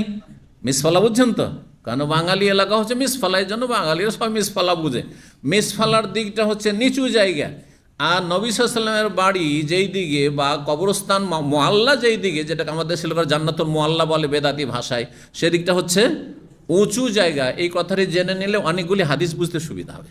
কারণ হাদিস আসবে যে নবী সাল্লাল্লাহু ওপর দিক থেকে ঢুকেছেন আর নিচের দিক থেকে বেরিয়েছেন। যখন মক্কাতে বেরিয়েছেন তখন মদিনার উদ্দেশ্যে, তখন নিচু রাস্তা দিয়ে বেরিয়েছেন, আর যখন প্রথম ঢুকেছিলেন তখন উঁচু রাস্তা দিয়ে। তখন তো আর এত রাস্তা ছিল না, এইসব তো পাহাড় সুড়ঙ্গ কেটে কত রকম করে রাস্তা করা হয়েছে, সুবহানাল্লাহ। নাহলে তখন একটা উঁচা রাস্তা যা উঠতে বড়ই কষ্ট লাগতো, সেটা হচ্ছে এই কবরস্থানের দিকে রাস্তা, হ্যাঁ, কষ্ট করে উঠে সেই কাবার এখানে এসে নামতে হইতো। আর একটা রাস্তা নিচু রাস্তা, এই দিক থেকে মিসফালার দিক থেকে নেমে তারপরে ওই দিক দিয়ে গিয়ে ওই জারোয়ালের দিকে গিয়ে জুতোয়া, ইনশাআল্লাহ জুতোয়ার যখন হাদিস আসবে যে দিক থেকে বেরিয়েছেন তখন বলবো। সেটা আপনার যারা মক্কার মহল্লাগুলি সম্পর্কে জানে, এই যে আপনার কিং আবদুল্লাহ এক্সটেনশন যেটা রয়েছে, আর এক্সটেনশনের পরে আপনার বড় একটা হোটেল পাহাড়ের উঁচা পাহাড়ের ওপর রয়েছে আঞ্জুম হোটেল, এর পিছন দিক থেকে ওই দিক দিয়ে নবী সাল্লাল্লাহু আলাইহি ওয়াসাল্লাম তখন বেরিয়ে মদিনায় রওনা দিয়েছেন। এক কথায় খুব সহজ ভাষায় মিসফালার দিক থেকে বেরিয়েছেন। মিসফালার দিক থেকে বেরিয়ে তারপরে ডান দিকে কেটেছেন, আর তারপরে সেখান দিয়ে বেরিয়ে চলে গেছেন। সেটা হতে পারে কোদাই পার্কিং পর্যন্ত যেতে পারে, কারণ শব্দটি কোদা শব্দটি এসছে, কাদা দিয়ে ঢুকেছেন আর কোদা দিয়ে বেরিয়েছেন, তো তো হতে পারে যে ওই নামটাই ধীরে ধীরে একটু চেঞ্জ হয়ে কোদাই পার্কিং, বুঝেন তো কোদাই পার্কিং, যারা গাড়ি টাড়ি নিয়ে যান তারা পার্কিং করেন কিন্তু ওখানে কোদাই, বা হজের যে বাসগুলি যায় হজের মৌসুমে যারা হজ করেছেন ওই কোদাই পার্কিংয়ে গিয়ে থাকবে বাস। জি। আর একটা পার্কিং আছে আদল পার্কিং, এদিক থেকে তাইফের দিক থেকে গেলে। বলছেন যে নবী সাল্লাল্লাহু আলাইহি ওয়াসাল্লাম মক্কা থেকে ওপরে উঠছিলেন, ও আনা মুনহাবিতাতুন আলাইহার, আমি নামছিলাম, অথবা বর্ণনাকারী সন্দেহ আমি উঠছিলাম সেদিক থেকে সে তওয়াফ সাই করে, কারণ তওয়াফ সাই করলেন তিনি, উঠছিলেন ওয়াহুয়া মুনহাবিতুন মিনহার, তিনি ওপর দিক থেকে নিচের দিকে নামছিলেন বিদায় নেওয়ার জন্য। সেই দিন মসজিদে হারামে হয়তো ফজর পড়েছে, তারপরে সেখান থেকে বেরিয়েছেন। জি। 1562 নম্বর হাদিস তো সামনে অনেক আছে, এই হাদিসটি দিয়ে শেষ করছি। মা আয়েশা রাদিয়াল্লাহু তাআলা আনহা বলছেন, আন্নাহা কালাত খারাজনা মা রাসূলিল্লাহ আম হাজ্জাতিল ওয়াদাই, আমরা রাসূলুল্লাহ সাথে বের হলাম বিদায় হজের বছর। ফামিন্না মান আহাল্লা বিউমরা, আমাদের মধ্যে কেউ কেউ উমরার তালবিয়া পাঠ করেছিল, তার মানে হজে তামাত্তু করেছিল। অমিন্না মান আহাল্লা বিহাজ্জিন উমরা, কেউ কেউ হজ উমরা দুটোর একসাথে এহরাম বেঁধেছিল, তার মানে হজে কেরান করেছিল। অমিন্না মান আহাল্লা বিল হাজ, আমাদের মধ্যে কেউ কেউ শুধু হজের নিয়ত করেছিল, হজের তালবিয়া হাজ্জাতান, তার মানে হজে ইফরাদ করেছিল। ও আহাল্লা রাসূলুল্লাহ বিল হাজ, রাসূলুল্লাহ প্রথমখানে হজের নিয়ত করেছিলেন, কিন্তু পরে হজে কেরান করেন নবী সাল্লাল্লাহু আলাইহি ওয়াসাল্লাম, হজে ইফরাদ কেউ করেননি। আর যাদের কাছে কোরবানি পশু সবাইকে হজে তামাত্তু করিয়েছিলেন। প্রথম দিকের অবস্থাটা তিনি বর্ণনা করেছেন। ফাম্মা মান আহাল্লা বিল হাজ্জে, যারা হজের নিয়ত করেছিল, আও জামাল হাজ্জল উমরা, অথবা হজ উমরা একসাথে একত্রিত করে হজে কেরানের নিয়ত করেছিল, লাম ইয়াহিল্লু, তারা কেউ হালাল হাত্তা কান ইয়াউমুনা, কুরবানির দিন পর্যন্ত। হজে তামাত্তু হজে কেরান করে থাকলে তারা হালাল হয়নি, হজে তামাত্তুওয়ালারা মাঝখানে হালাল হয়েছে। এখানেই আজকের আলোচনা শেষ করি, ইনশাআল্লাহ তাআলা বাকি হাদিসগুলি আমরা আগামী দর্শে পুরা করব। আর এখানে একটি কথা বলে নিই, যারা ইসলামিক স্ট্যান্ডার্ডের কাছাকাছি আছেন, অথবা অবসর আছেন, অথবা সারাদিন আছেন, আজকে থেকে আমরা এশা পরে দর্শটি সহিহ বুখারীর করব। কারণ সহিহ বুখারী এই যে হজের আলোচনা, দীর্ঘ আলোচনা আছে, যদি আমরা এখন এইভাবে না করি, জাদুল মাদ চালাতে থাকি, তাহলে হজ পার হয়ে যাবে, আর হজের মৌসুমের পরে আবার হজের আলোচনা করা বেমানান হয়ে যাবে, তাই না? আপনাদেরকেও ভালো লাগবে না, আর আমাকেও ভালো লাগবে না, আলোচককেও ভালো লাগবে না, শ্রোতাদেরকেও ভালো লাগবে না। যার ফলে আমরা সপ্তাহে 4টি দার্স এখন করব, জুমার দিনে 2 বার বুখারী। জাদুল মাদ আপাতত 2 মাসের জন্য বন্ধ। ধরে না হজের একটা কোর্স চলছে, এবং বিস্তারিত ডিপলি কোর্স চলছে। যারা হজে যাবেন তাদের উপকারে আসবে, আর যাদের আত্মীয় স্বজন হজে আসবে তাদের উপকারে আসবে। আল্লাহ রাব্বুল সকলকে তৌফিক দান করুন। যারা হজ করেছেন কবুল করুন, আর যারা হজ করতে পারেনি তাদেরকে আল্লাহ হজের তৌফিক দান করুন, রুজিতে বরকত দান করুন, সমস্ত বালা মুসিবত থেকে আল্লাহ হেফাজতে রাখুন, অসুস্থ ব্যক্তিদের আল্লাহ শেফা দান করুন, বিপদগ্রস্তকে আল্লাহ বিপদ মুক্ত করুন, রুজিতে আল্লাহ রাব্বুল বরকত দান করুন, এবং যাদের কাজকর্ম নেই আল্লাহ ভালো কাজের ব্যবস্থা করে দেন, হালাল রিজিকের ব্যবস্থা করে দেন। ওয়া সাল্লাল্লাহু সাল্লাম আলা নবিয়িনা মুহাম্মদ ওয়া আলা আলিহি ওয়া সাহবিহি আজমাইন।